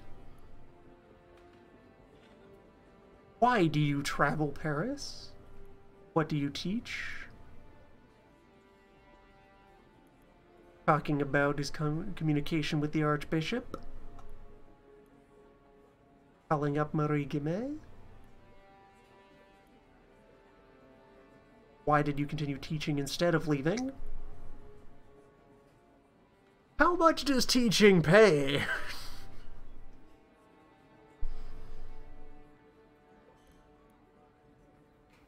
Would you be in the middle class?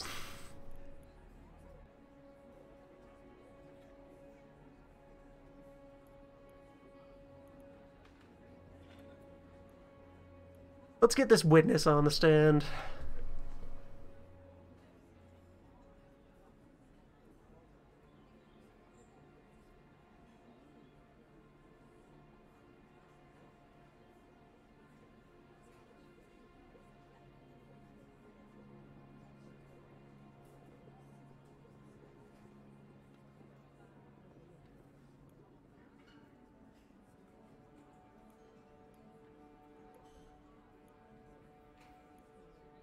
Now, what do we ask?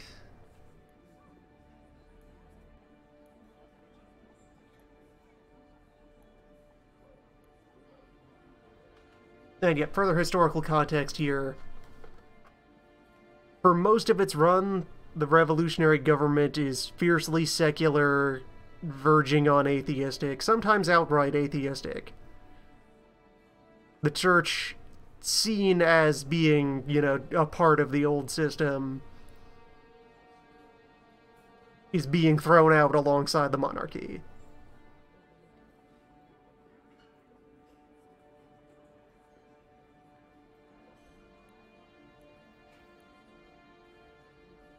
Religion and government spent, you know, most of human history fiercely intertwined.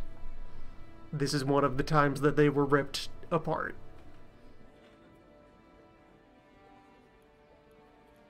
The difference between kings and other despots is that kings have some manner of divine approval.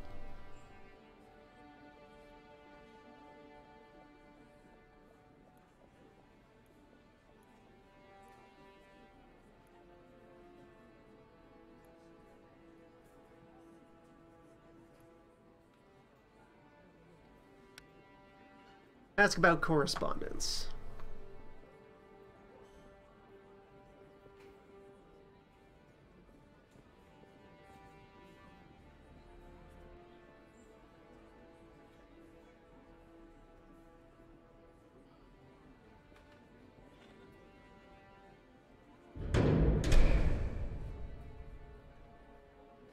Alright, we got a firm neutral on the jury.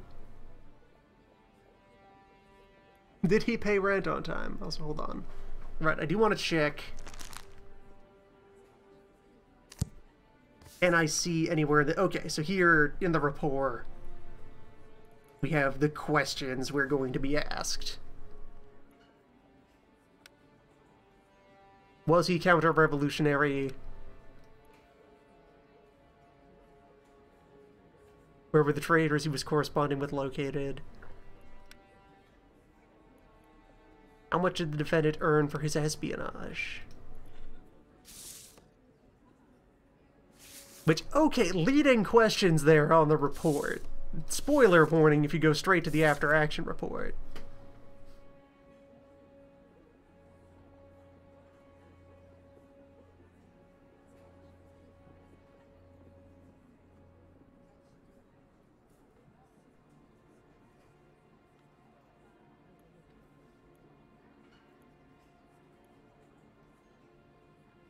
Well, we already know he's critical of the revolution. Did he pay rent? Was he a good guest? Was he well behaved?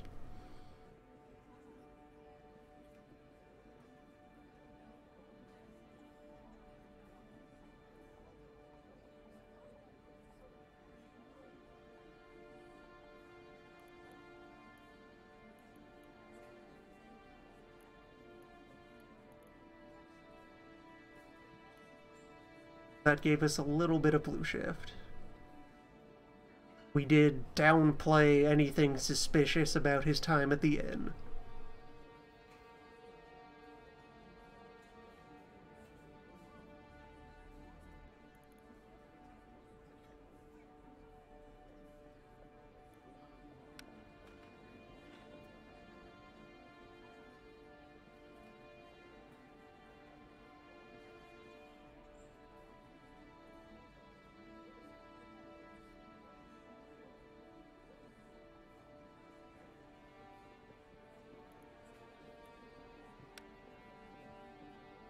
Go on then.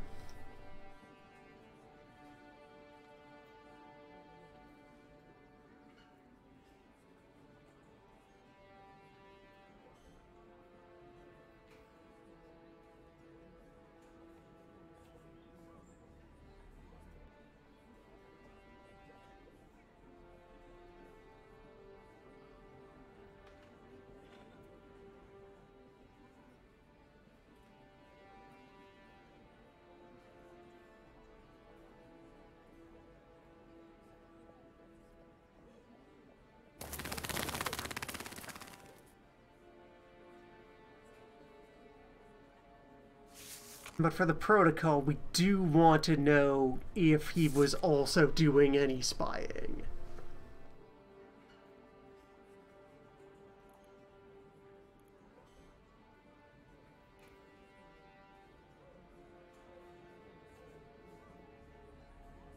I can afford to ask one pressing question if I follow up with the charitable one there.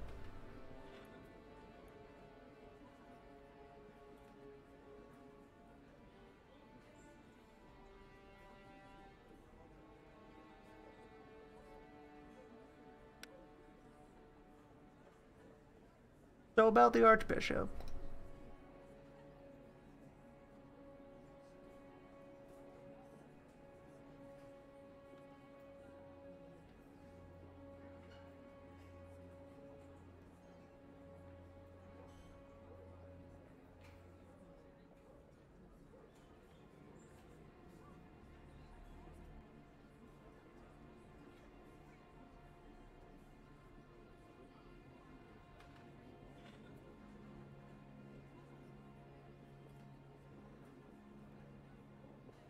There are a lot of people in Switzerland. That much is true.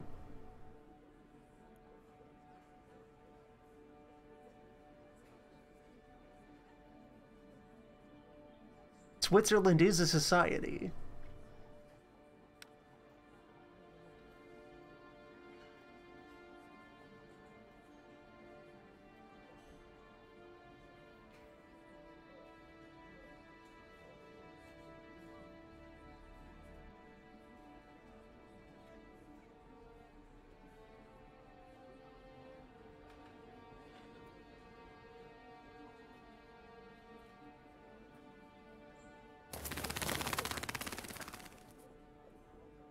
So we're exactly riding the line for acquittal.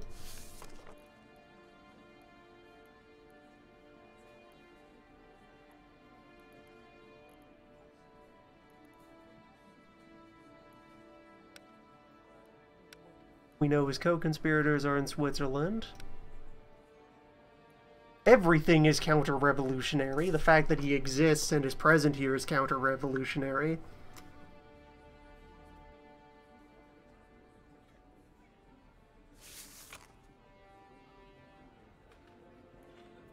We could guess how much he's making.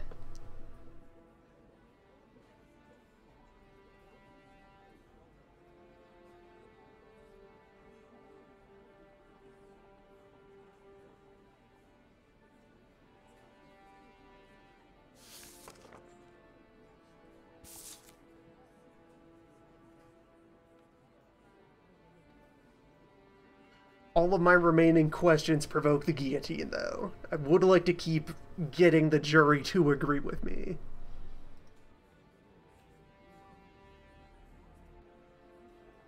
I have to think about the boy.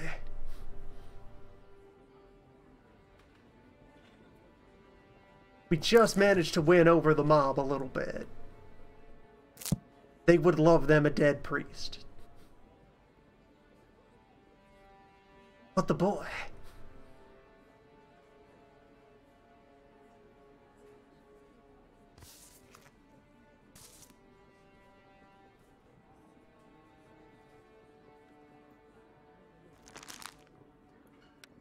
I see no need for further questions. We will have to throw the revolutionaries a bone at some point.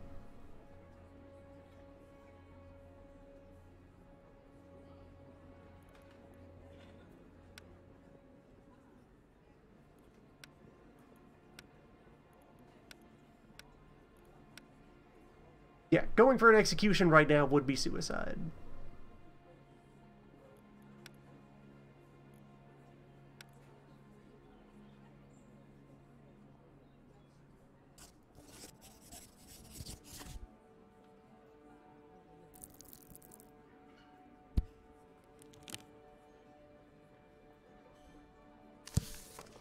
Well, of course, the revolutionaries would want him in prison. That's when you could question him. $2.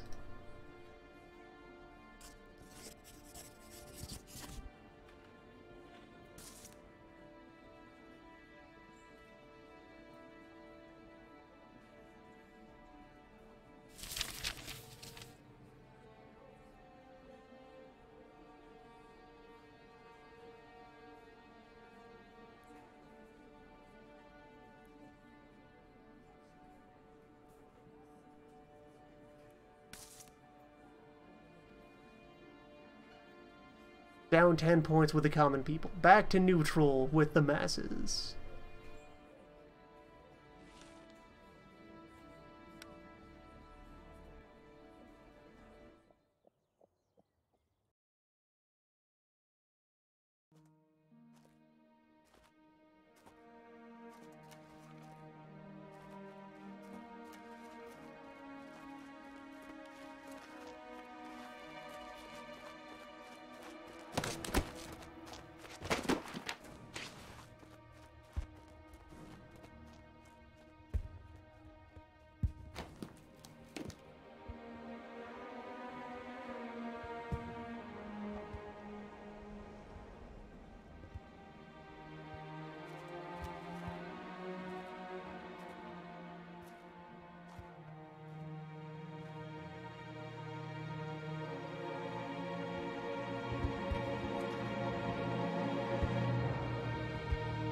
One fool spewed out one word too many. The other fired a musket. They fought for freedom.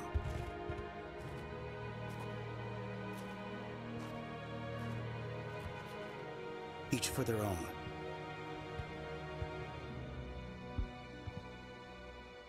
The man who was forbidden to shoot. Commander Buell paid the highest price for our decisions. The defender who kept watch over ordinary citizens, but was denied the right to protect himself. Whether I like it or not, his death is also my fault.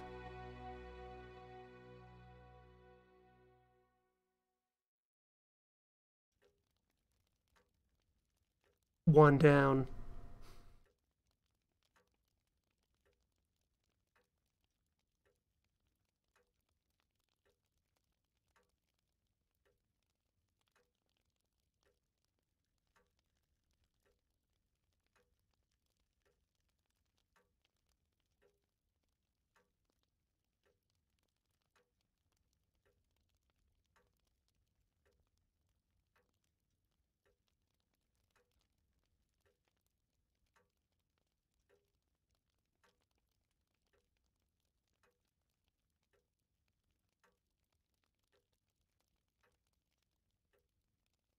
Frederick now.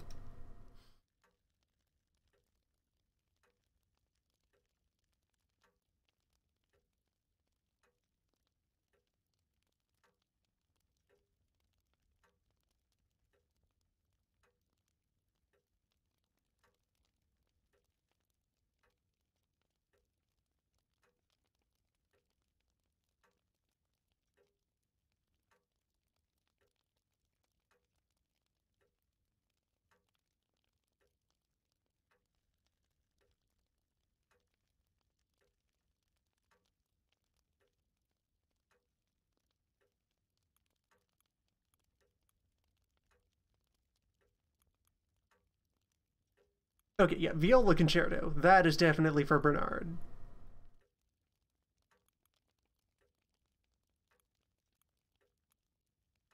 Let's start a political argument in the house. Everyone wins.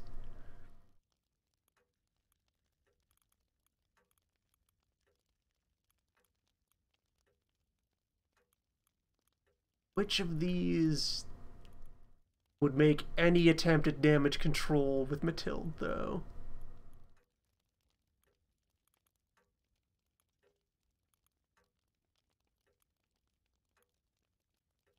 Maybe the stroll, but that could be a solitary evening stroll.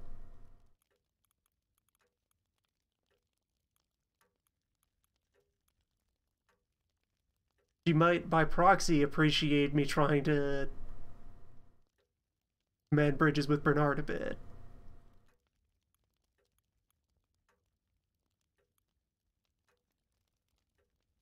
The only clear things on this board are Grandpa means Grandpa, and debate means fun times for everyone.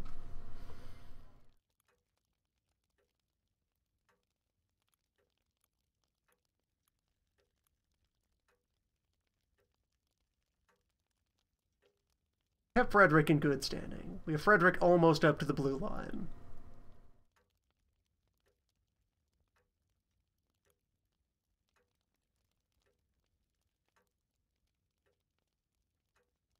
Take a walk? Everyone goes for a walk. Grandfather no longer likes walking. Too old for this. Oh wait, okay, so at that point it's not locked in. Alright, actually, okay, good. That's much more fair then. Everyone likes Evening Stroll, everyone but Grandpa likes the concerto. Only Grandpa likes Grandpa time. Only Bernard likes debate. Work on the trial slightly angers everyone, but we get buffs to tomorrow's trial if we're actually prepared to think about things.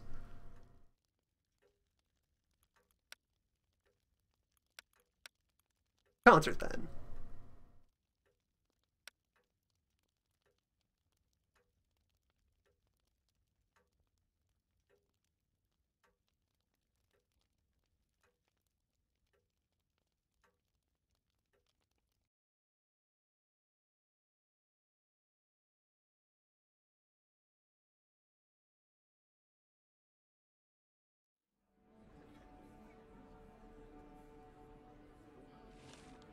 Good morning.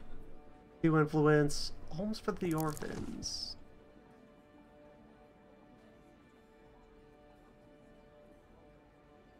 Very nice.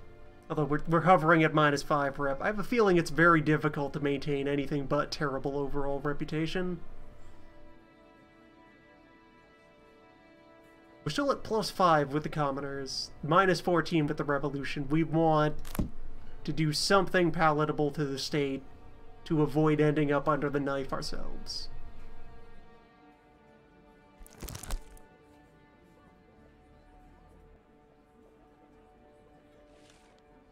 Oh, and some of these last for like a while. Rumors are about to wear off.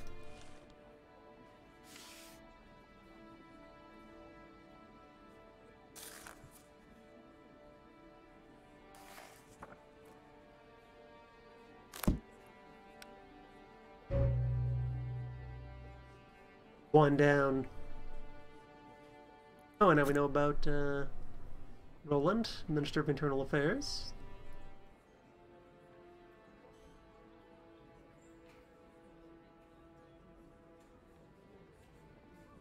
Of the Girondins.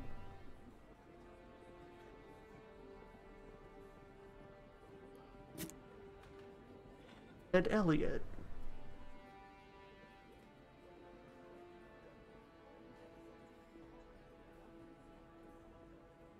Lady of Leisure.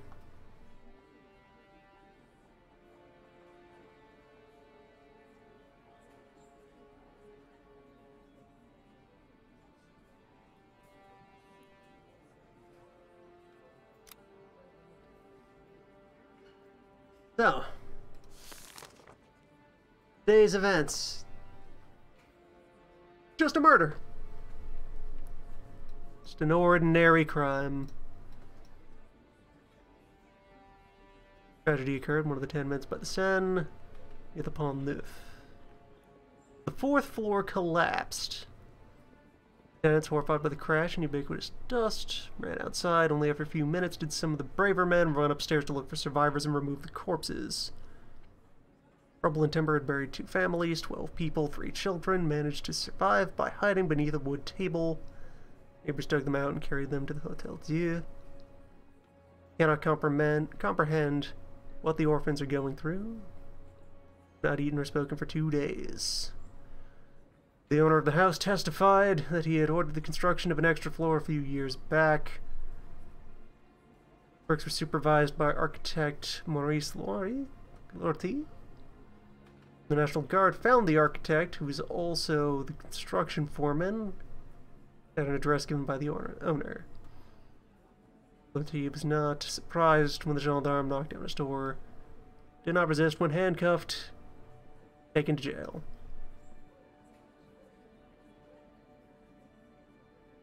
And the revolutionaries want this man to go free.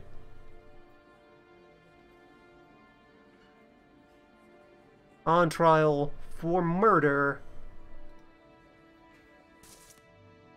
for having built a shoddy house. Well, a shoddy tenement, shoddy apartment complex.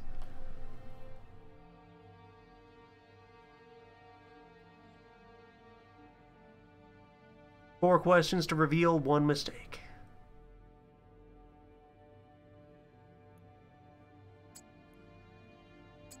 The extra floor, which then collapsed, are our course of events. The victims should be obvious. However,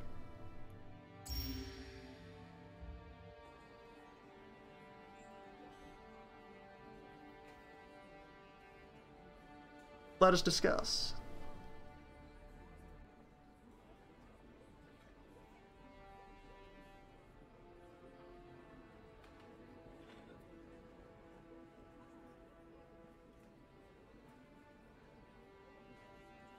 Keep in mind, it is not the landlord who is on trial here, but the architect who the landlord hired to add a floor to the building.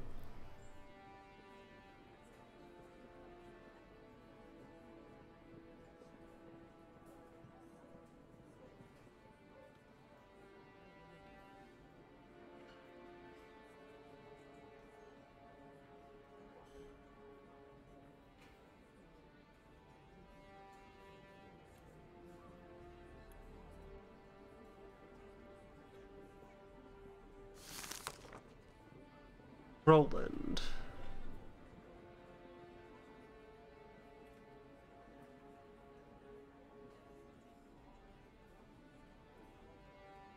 Who I assume is said landlord?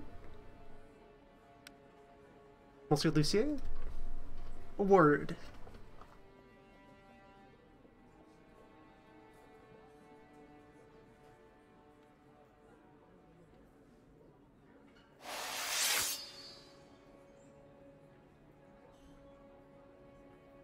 Just putting him up here has already taken the jury up to blood.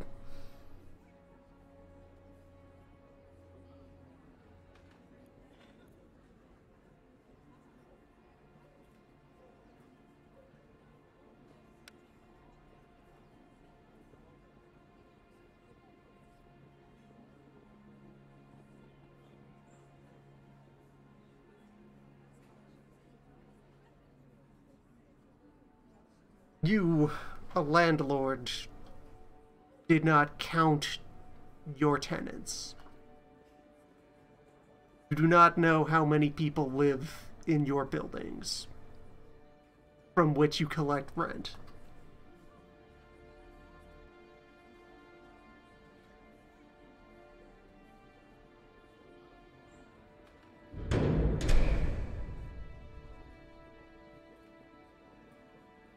We got just that slightest budge. Now, monsieur, let us discuss your work.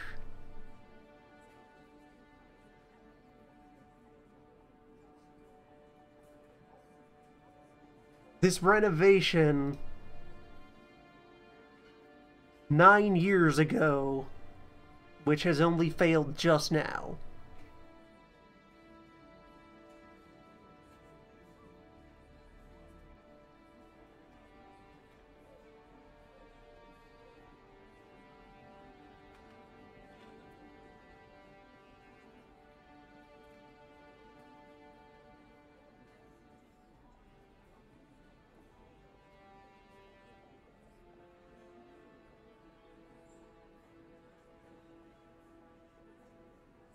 So that didn't give us much new information. That didn't influence the bar. The jury has only just barely been wrangled over to prison. Did the defendant confess? Was his action counter-revolutionary? No, shoddy workmanship. But I wouldn't really call it shoddy that it held up for a decade before collapsing to misuse.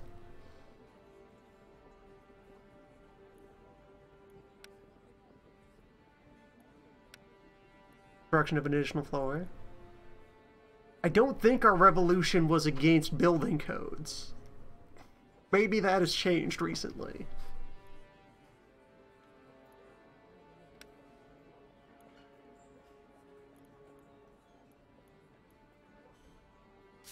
Hmm.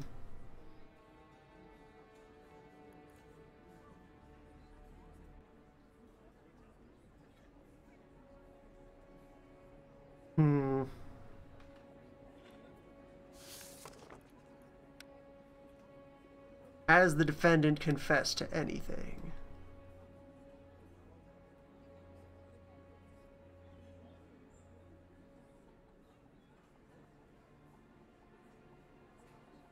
Yeah, that's Lucier's testimony.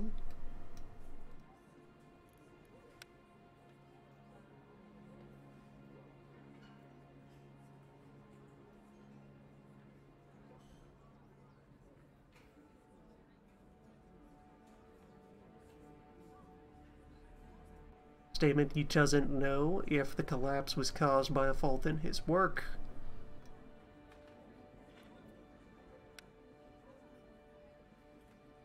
And in discussing said work, only said what he did, and that he heard no complaints from the landlord about said work.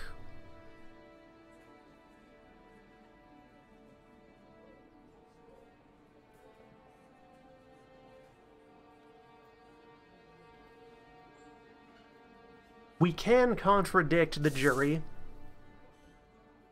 with our rulings. We are in fact making rulings that are final. It probably costs a lot of rep to contradict the jury.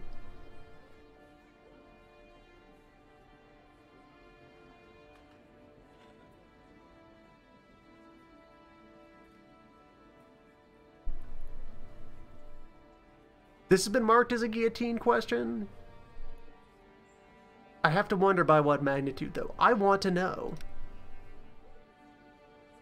This seems the most important question to ask. As an expert in the field.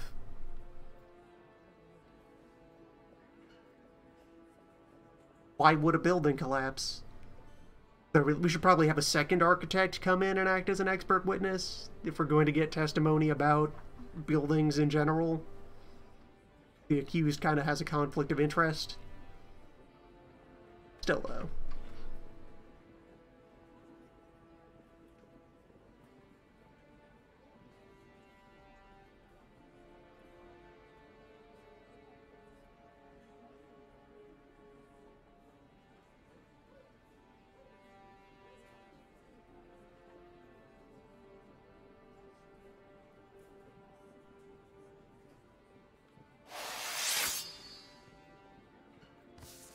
So, he is willing to confess the possible error.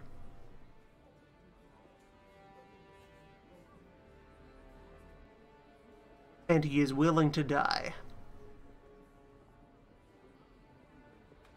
Children are dead.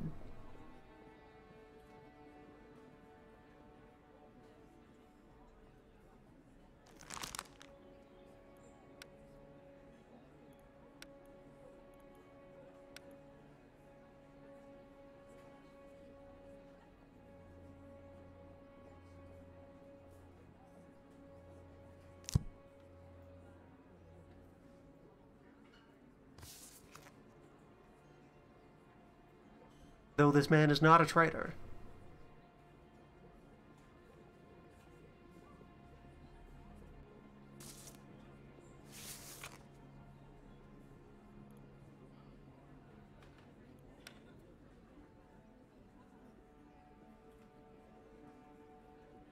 It does seem a shame that I don't have a way to turn this against the landlord. If anything, I'd think that what the revolutionaries would want would have to do with that. The architect is a middleman. He's a contractor. We aren't putting his employer on trial. Whatever I decide here,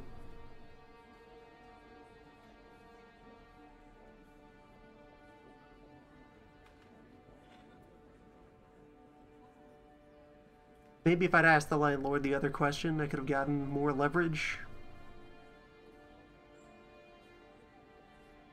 Hard to say. If anything, to take a moment here, so while these limitations and a lot of the blind guesses that need to be made here are kind of rough for like a one-off pass-through, this does lend a lot of replay value, potentially. I'm seeing a lot of questions about other ways you could bend these cases and try to tie them into other events. For now, everything else here is less relevant than this bar that says we're about to be thrown under the bus. No further questions.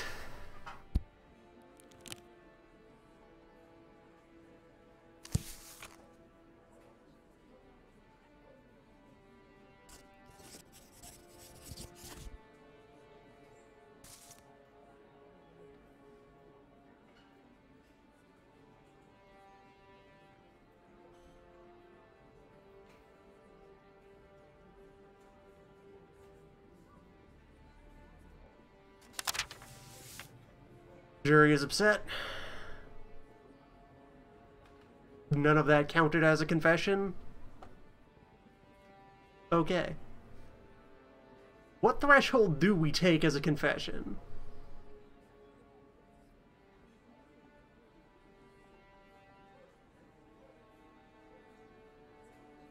Because, like, okay, we asked him, could you have fucked up? And he said, maybe.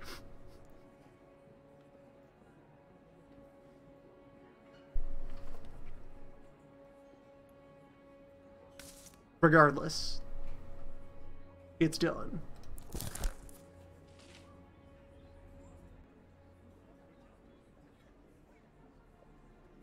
So yeah, there we go. For contradicting the jury, we've created a stack of this event, of this modifier, that the jury is upset. Reputation down. Cuts into our influence. That's rough.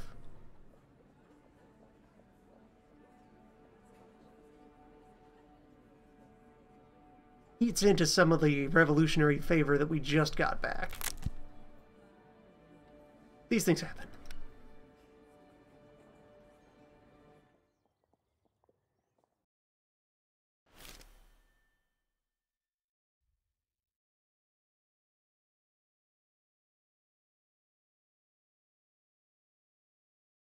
Citizen Cabot.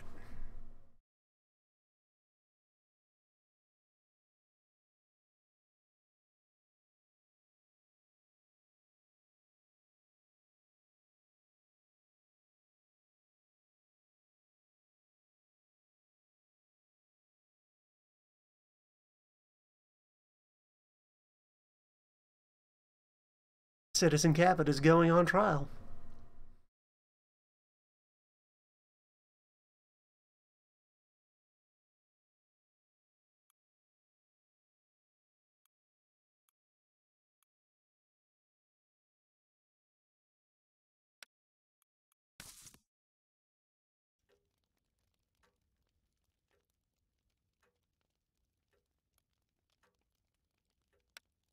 So, opening night at the theater, Mathilde and Bernard both approve.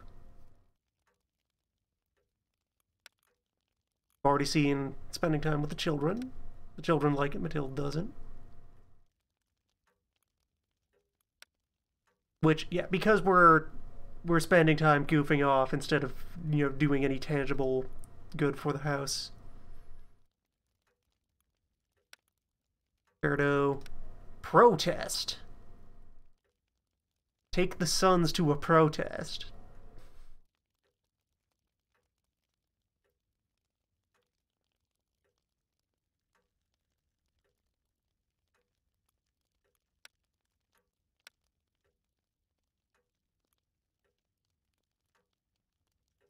Have Frederick very close to the blue line.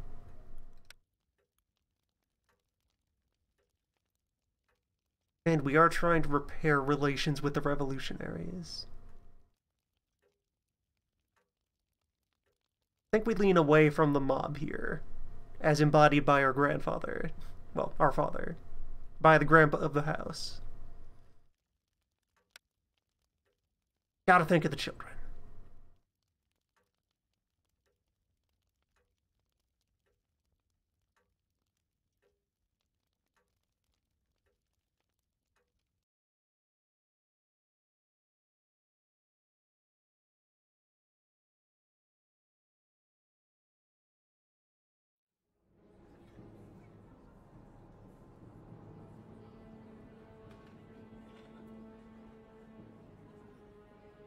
We have a second mood bar for the people.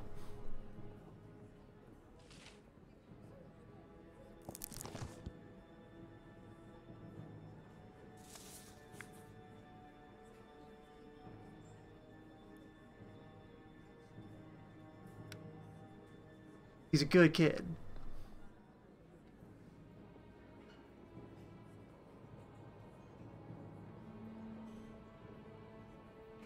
So we're hanging on.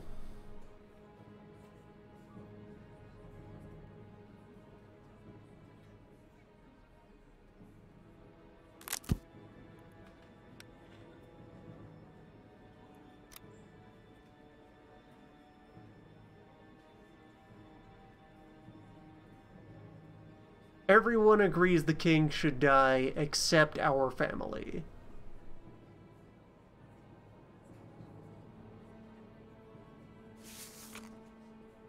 No report is available for this case.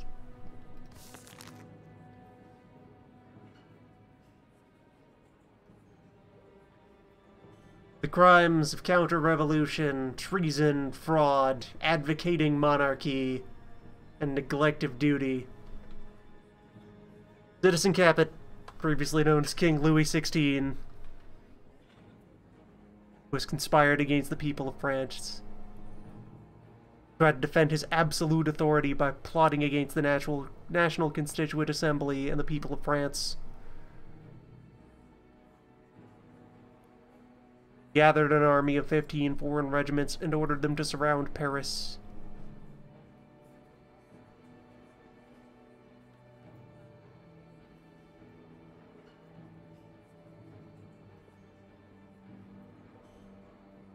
After the plot failed, Capet tried to flee the country with his family, scheme with foreign monarchs abroad. Not the reason he took flight from the terror of the night. 1791, using someone else's passport.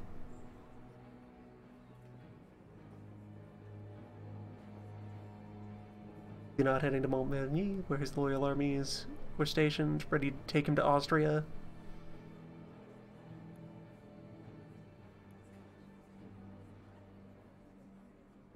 Louis Capet will never abandon the thought of suppressing the revolution by force. Before the events of 1792, he gave orders for the Swiss Guard stationed to be doubled. Conducted a public muster in front of horrified citizens.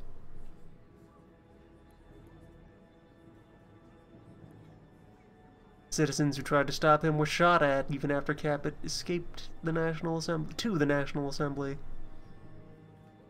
We have an evidence and order issued by the Marshal de Broglie to Baron de Besenval. Questions to reveal. All of them. 10 questions. Regarding methods, motives, accusations, and witnesses.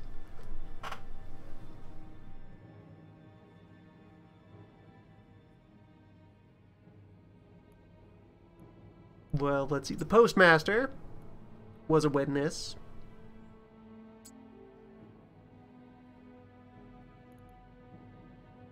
And attempting to flee the city has already been grayed out. Some of these questions may collide.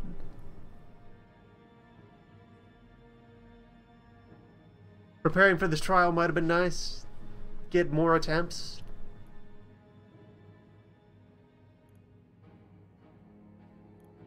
It's fine.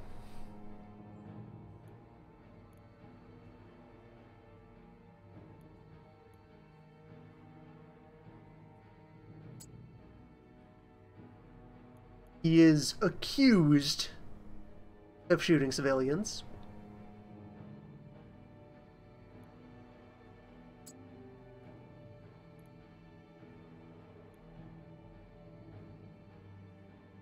It's the ambiguity that comes here up, though. A bunch of these are both what he did or how he accomplished other things. Motive of defending his authority. Motive of suppressing the revolution.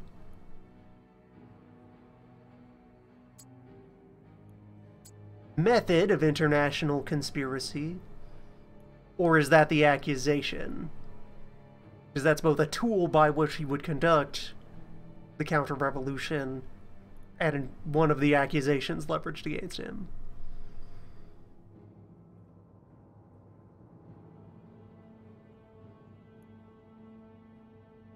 Doubling the size of the guard, that's a method. That's a known thing that happened.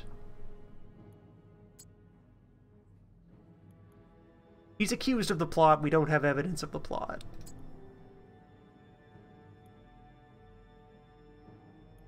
He did surround the city. That much was seen. Suppressing the revolution is only accusation or method, so...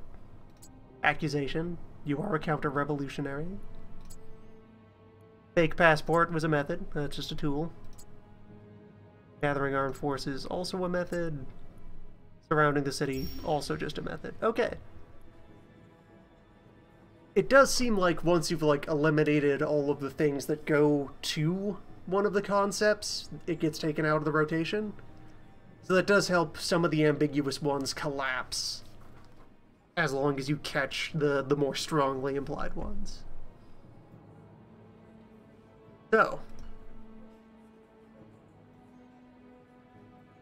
Citizen Caput.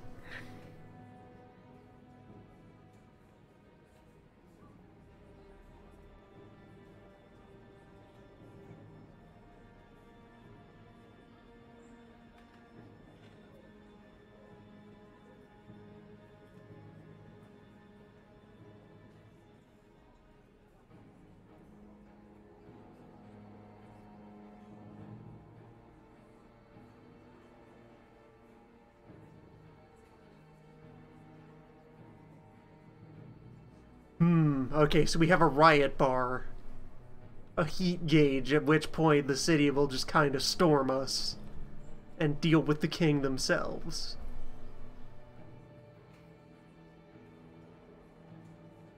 Whew. Questions?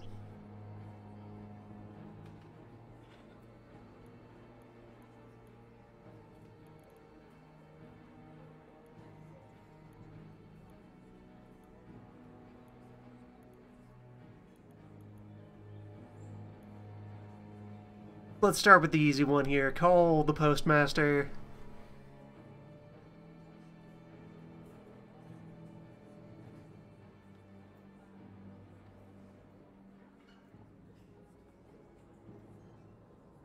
Do I?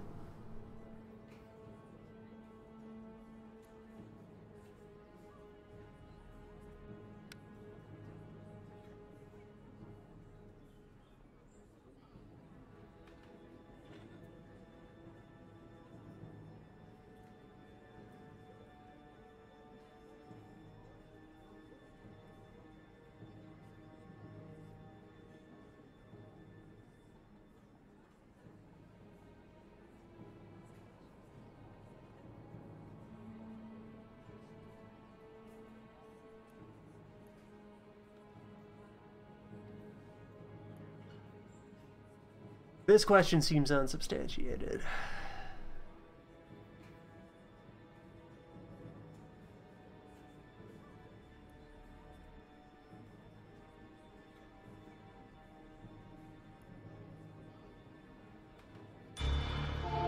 For the moment, let's stick to some facts.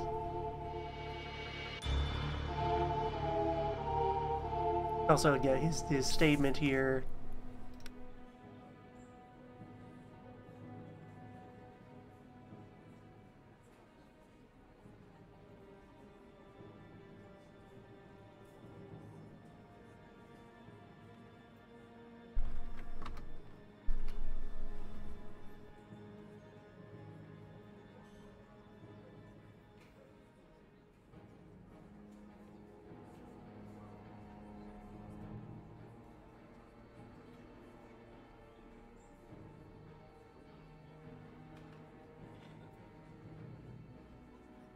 Just go ahead and confirming the word choice here.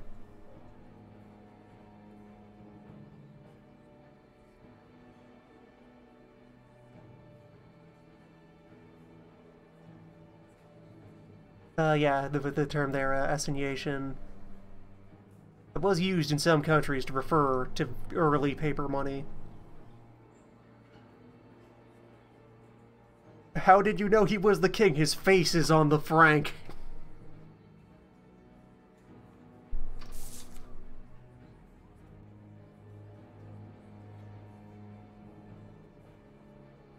Let's continue. What did he say of his destination?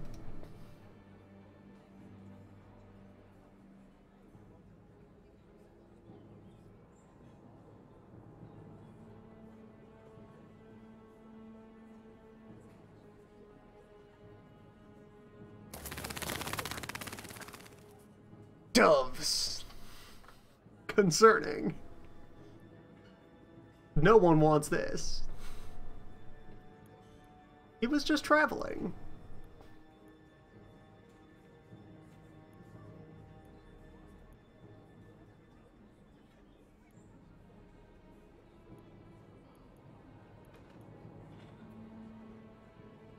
So, about that passport.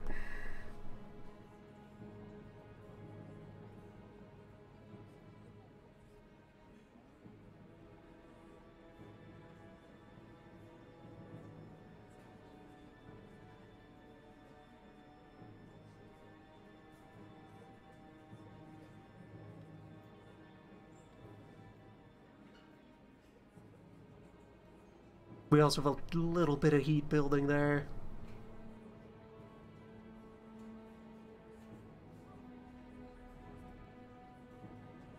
So the challenge here would be building a case for the execution gently enough to not start a riot.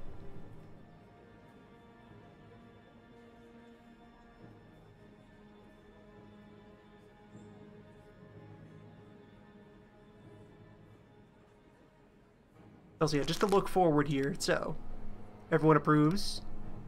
Everyone... You are immediately thrown under the knife. And yeah, we have no report to fill out.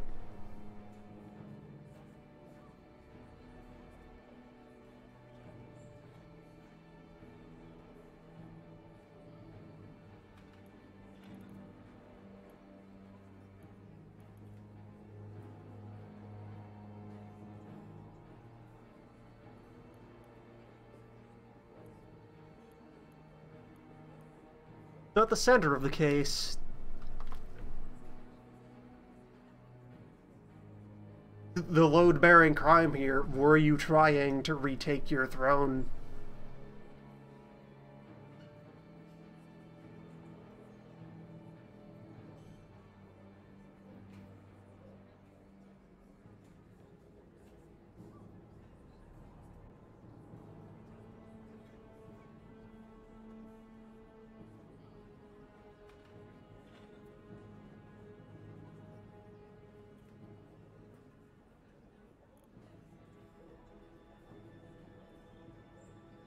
They're getting warm. Getting warm, and I'm not getting closer to,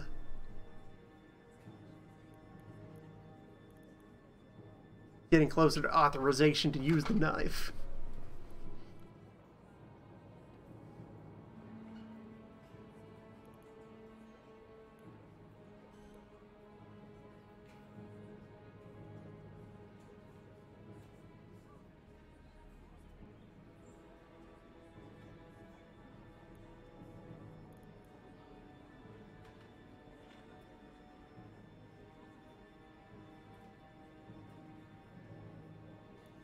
I kind of feel like this is a bit of a trick.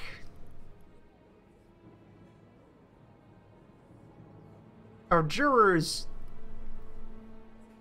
you know, while on the side of the revolution, may be conducting themselves more professionally.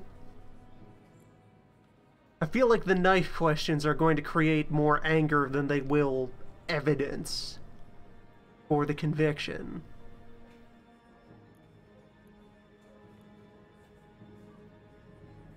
Whereas you look at some of these Dove questions, and they are about asking details of previous incidents.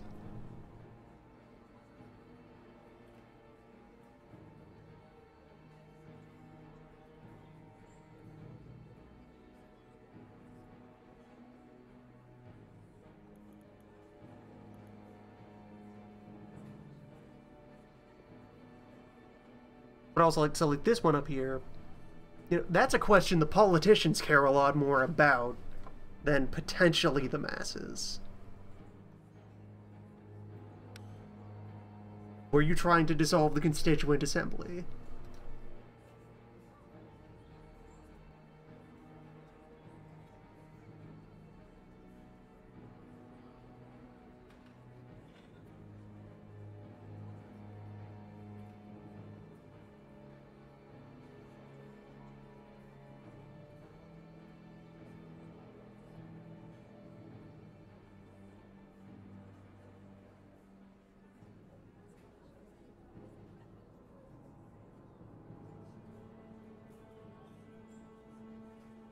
Okay, so blue over there, and we seem neutral on the heat bar.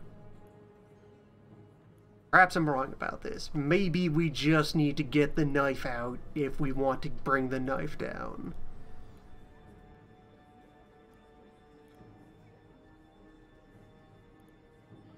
I need to at least throw him in prison.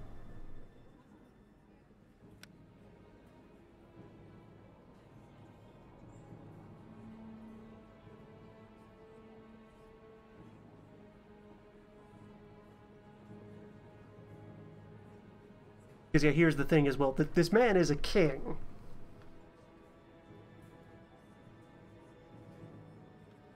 Just accusing him of all the things we have him on charges of,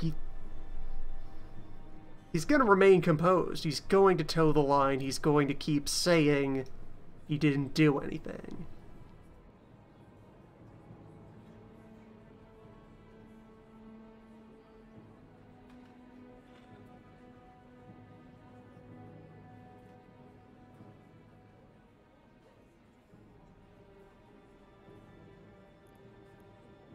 In his own mind, he will never cease to be a king.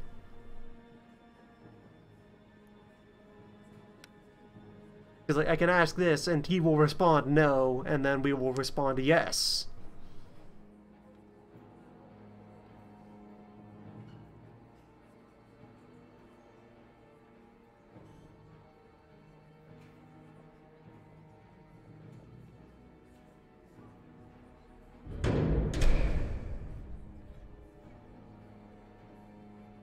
How do we even get him up to... I guess if we had pressed more while questioning the postman, that would have been an opportunity to get more red there.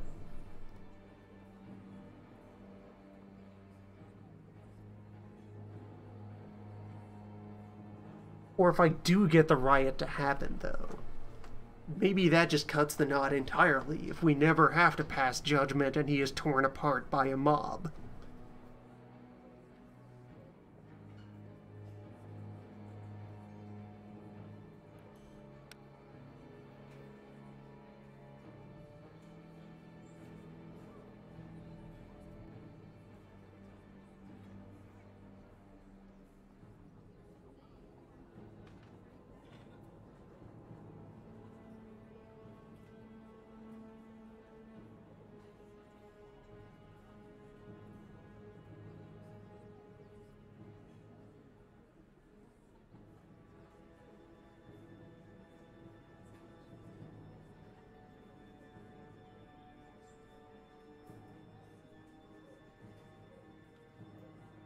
Yeah, I think if I'd gone harder on the variable questions and not given that one acquittal, I could have the jury up to knifing mode.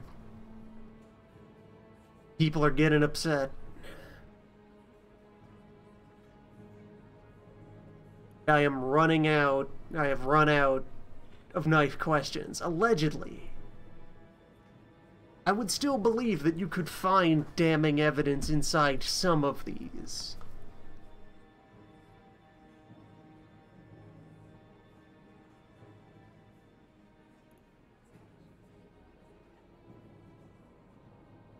Like, yeah, asking for gritty details about who gave what orders, who gathered what soldiers. Just putting that on the table and getting any response out of him should be damning.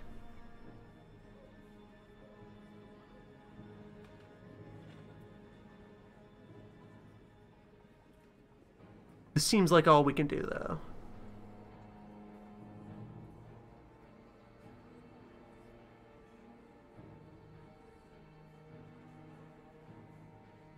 Yeah, the jury seems open to his excuses.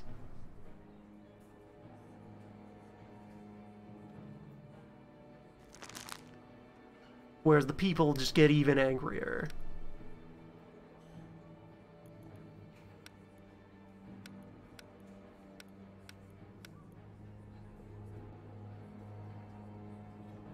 If we put him in a box now, we can always chop him later. If we chop him now, we cannot later sew him back together and put him in a box. Not usefully.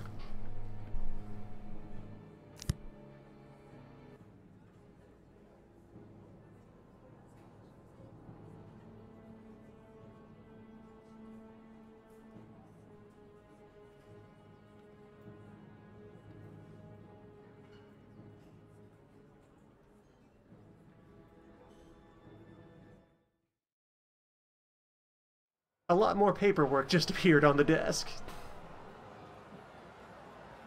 People, what vexes you? Why are you so angry? The king lied to us!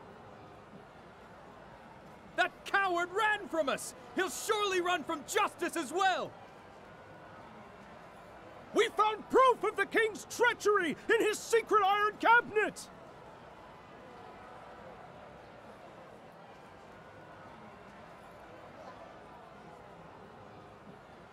Crowd is withdrawn. Okay, I have enough influence to burn. Let's snap open. Oh, they are withdrawn. Withdrawn. So what does that mean?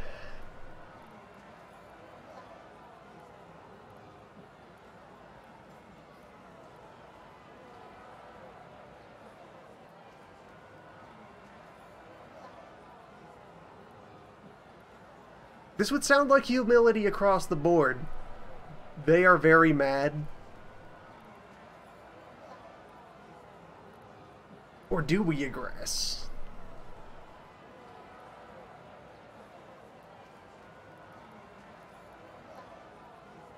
Careless is definitely wrong for this situation. Alright, yeah, it's still not clear what humility would mean then. Like, am I telling them to calm down, or am I myself trying to appear calm while addressing them? The icon would suggest. Although, this is also an angry statement.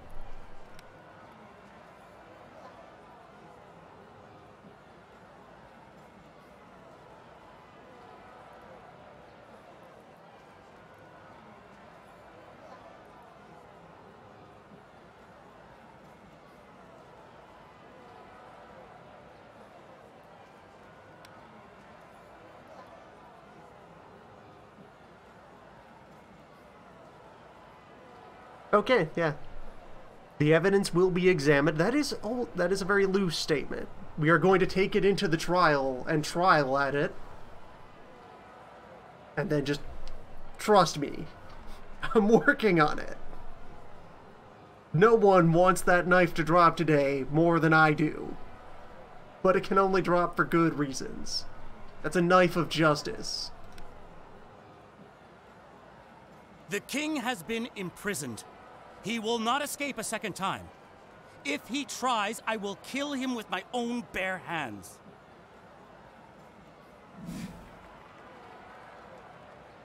We won't turn a blind eye to new evidence. We shall dutifully pursue each line of inquiry for the Republic and only for the Republic.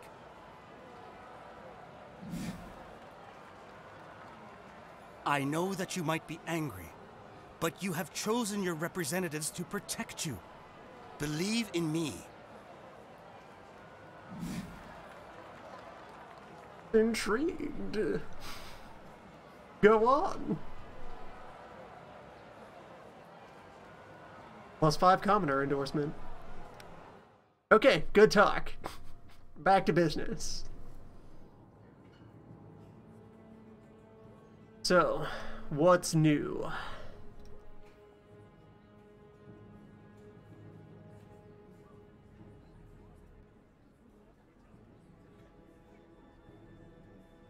Everyone now agrees the king should die.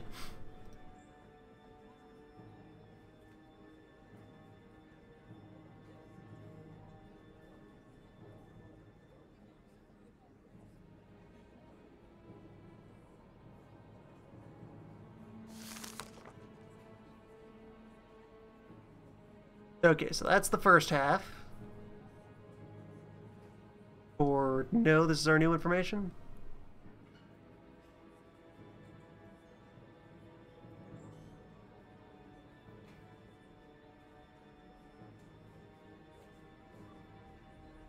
No, this is the first one.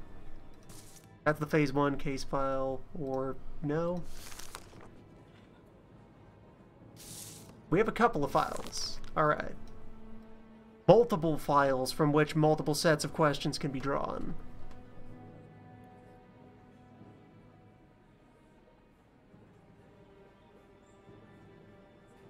Or no, yeah, Postmaster do right. This is still the first file, which is just still around to consult. And then we have 2 new files.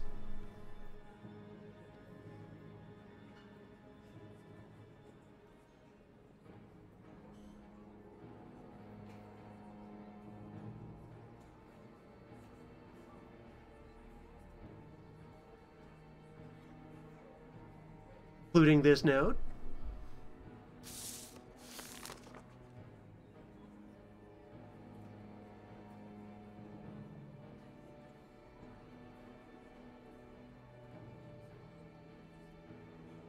This letter from the Holy Roman Emperor, Leopold Habsburg.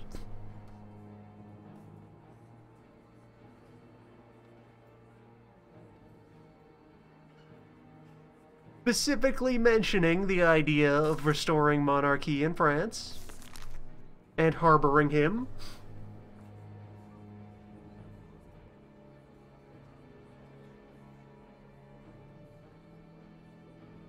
And Duke of Brunswick-Luneburg, Charles William Ferdinand, suggesting that he marshal soldiers.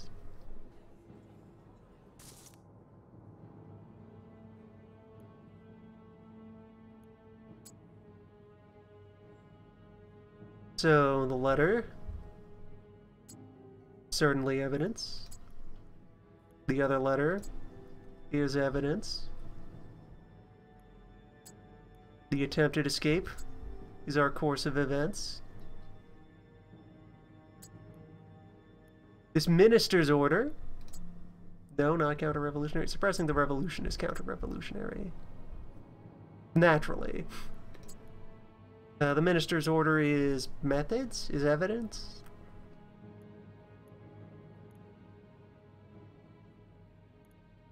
It's probably both.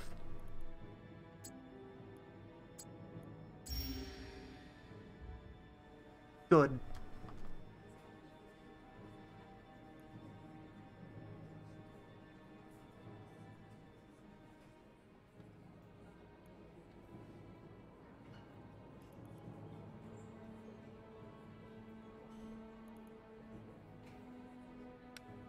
You're right to the point.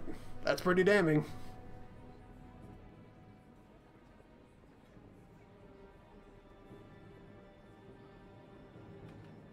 You have this letter from a foreign government plotting to invade France, and you did not report this to us.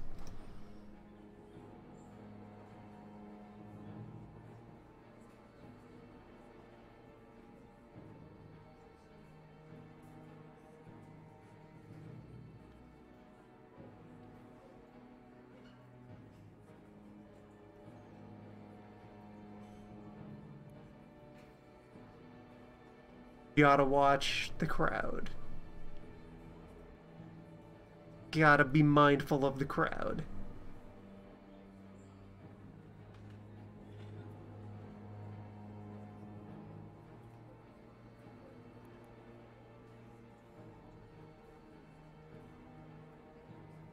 We have a page that was he counter-revolutionary in nature? Obviously. That's the king. That's who we revolted against. He is the counter-revolution.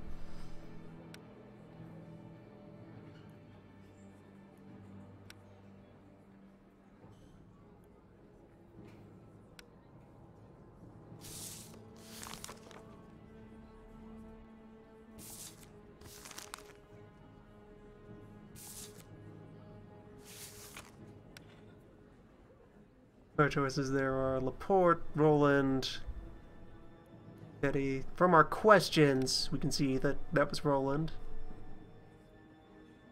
Cabot, not nor in the National Assembly. He claims he didn't consider the threat serious. He didn't think Germans saying, "We are going to invade France now."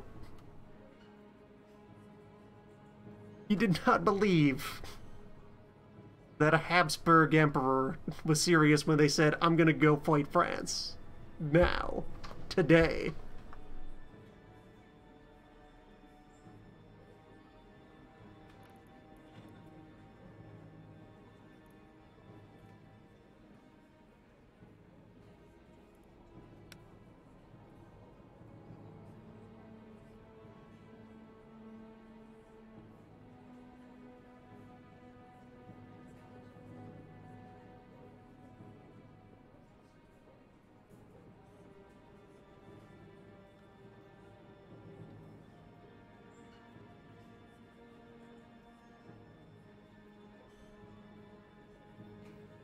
Well said.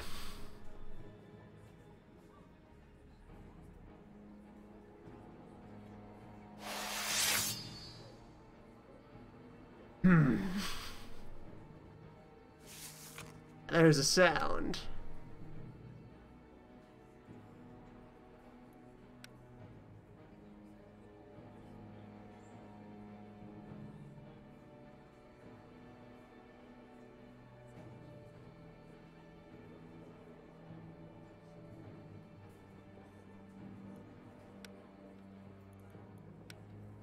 Alright, so yeah, he indirectly admitted that Roland was his pawn for trying to bribe the assembly. He has thrown Roland under the bus.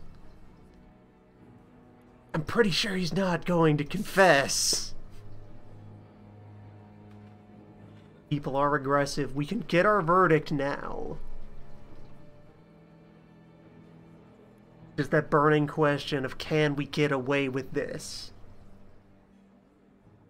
Is this the last straw? Will this cause the riot?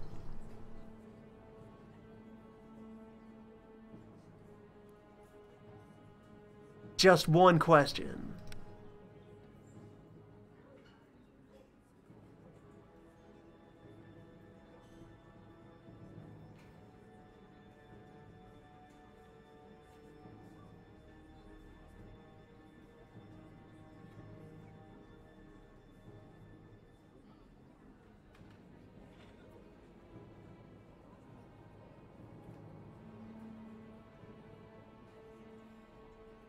We did it.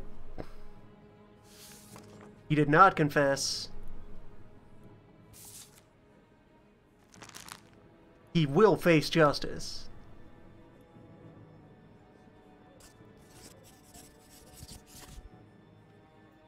I will vote to slay the tyrant.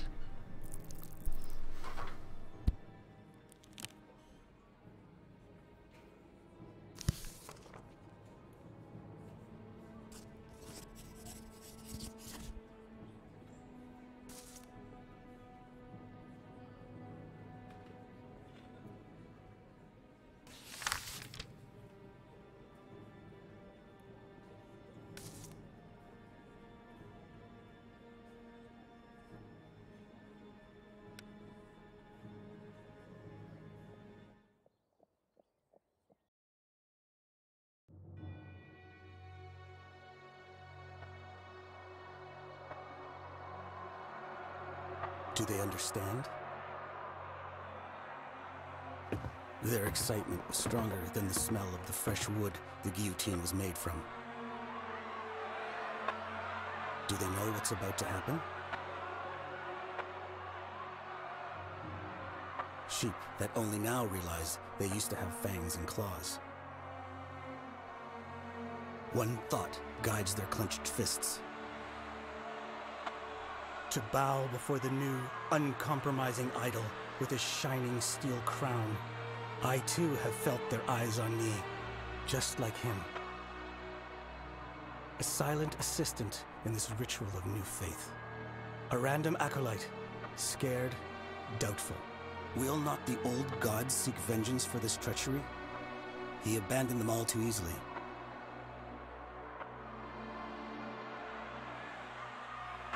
I was unable to understand their screams. I only tasted the stench of their sweaty bodies. But I could hear one thing perfectly. Bring us the king.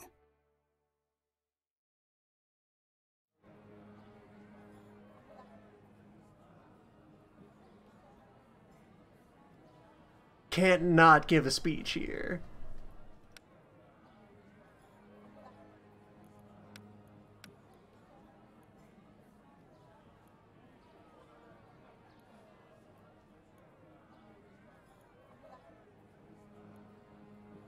Withdrawn, oversensitive, withdrawn.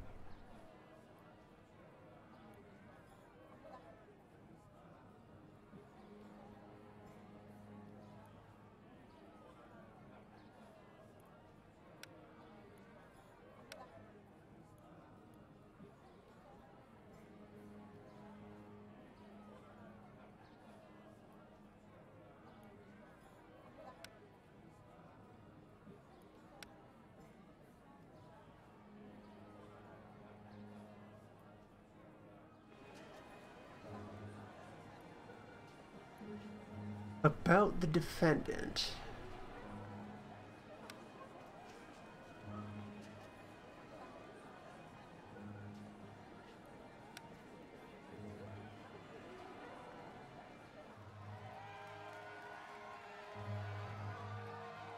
Okay, so sensitive seems to be like, well, rather, manipulative seems to be in part like, be delicate rhetorically about the subject. So the defendant was a sensitive subject. So you dance a bit. You don't try to slam too hard in either direction because the crowd is a bit complex in their feelings.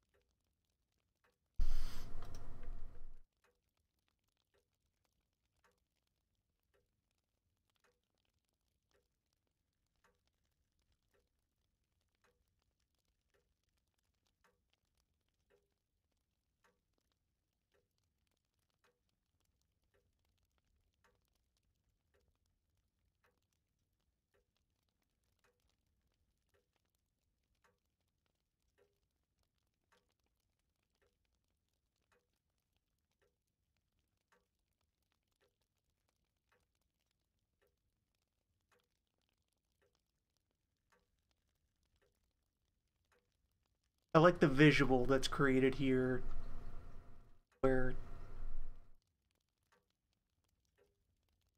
they are at opposite ends of the table, and of course, all of your law friends cluster around Alexis. So the conversation is over here near Alexis, usually. It emphasizes the distance between Mathilde and everything that is going on.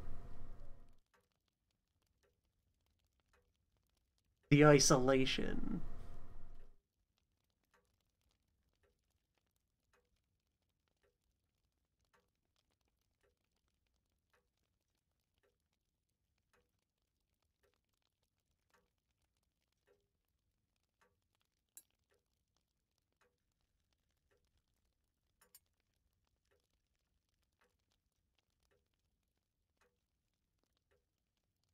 Alright, so we got Bernard and Mathilde both into the blue.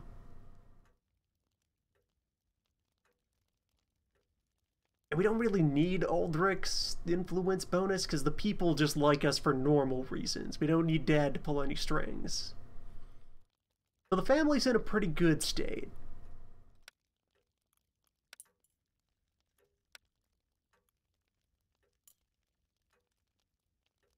Could afford to spend a night on work.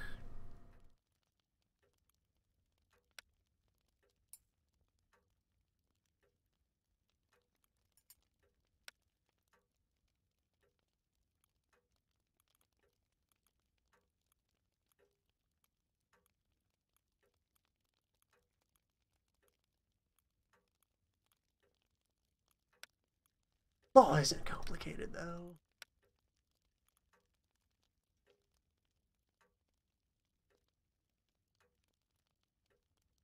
I could also just kind of stabilize Aldrich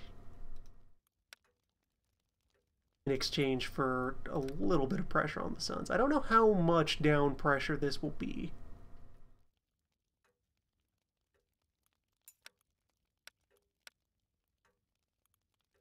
Or just continue to ignore Aldrich and lean in on the rest of the family. Yeah.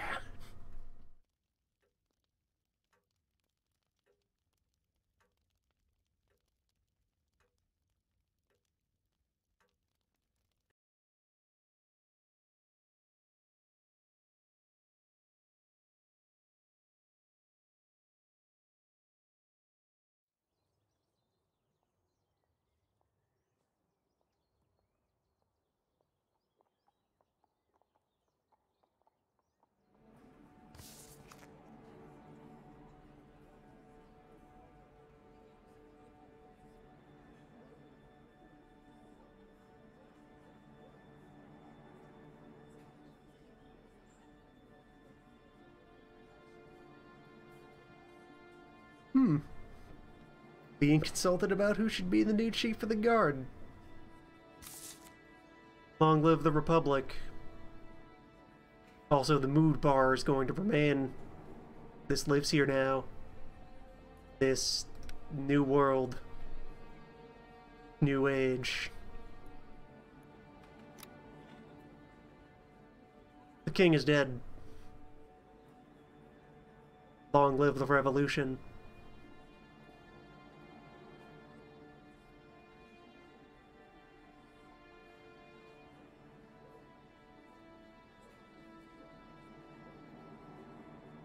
It's been a busy week.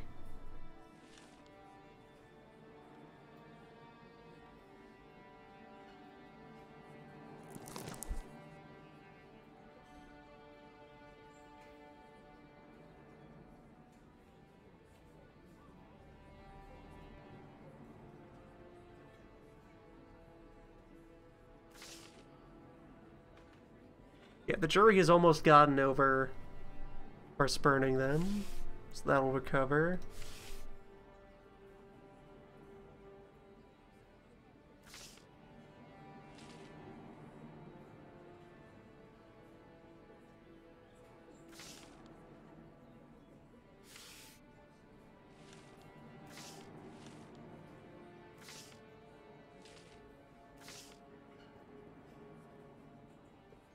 Still mostly in the red, but that's primarily the jury. The jury modifier is very powerful. 7 reputation, positive overall rep, neutral government rep, plus 18 commoner rep. After 2 executions, 2 imprisonments, and 3 acquittals. A fine start.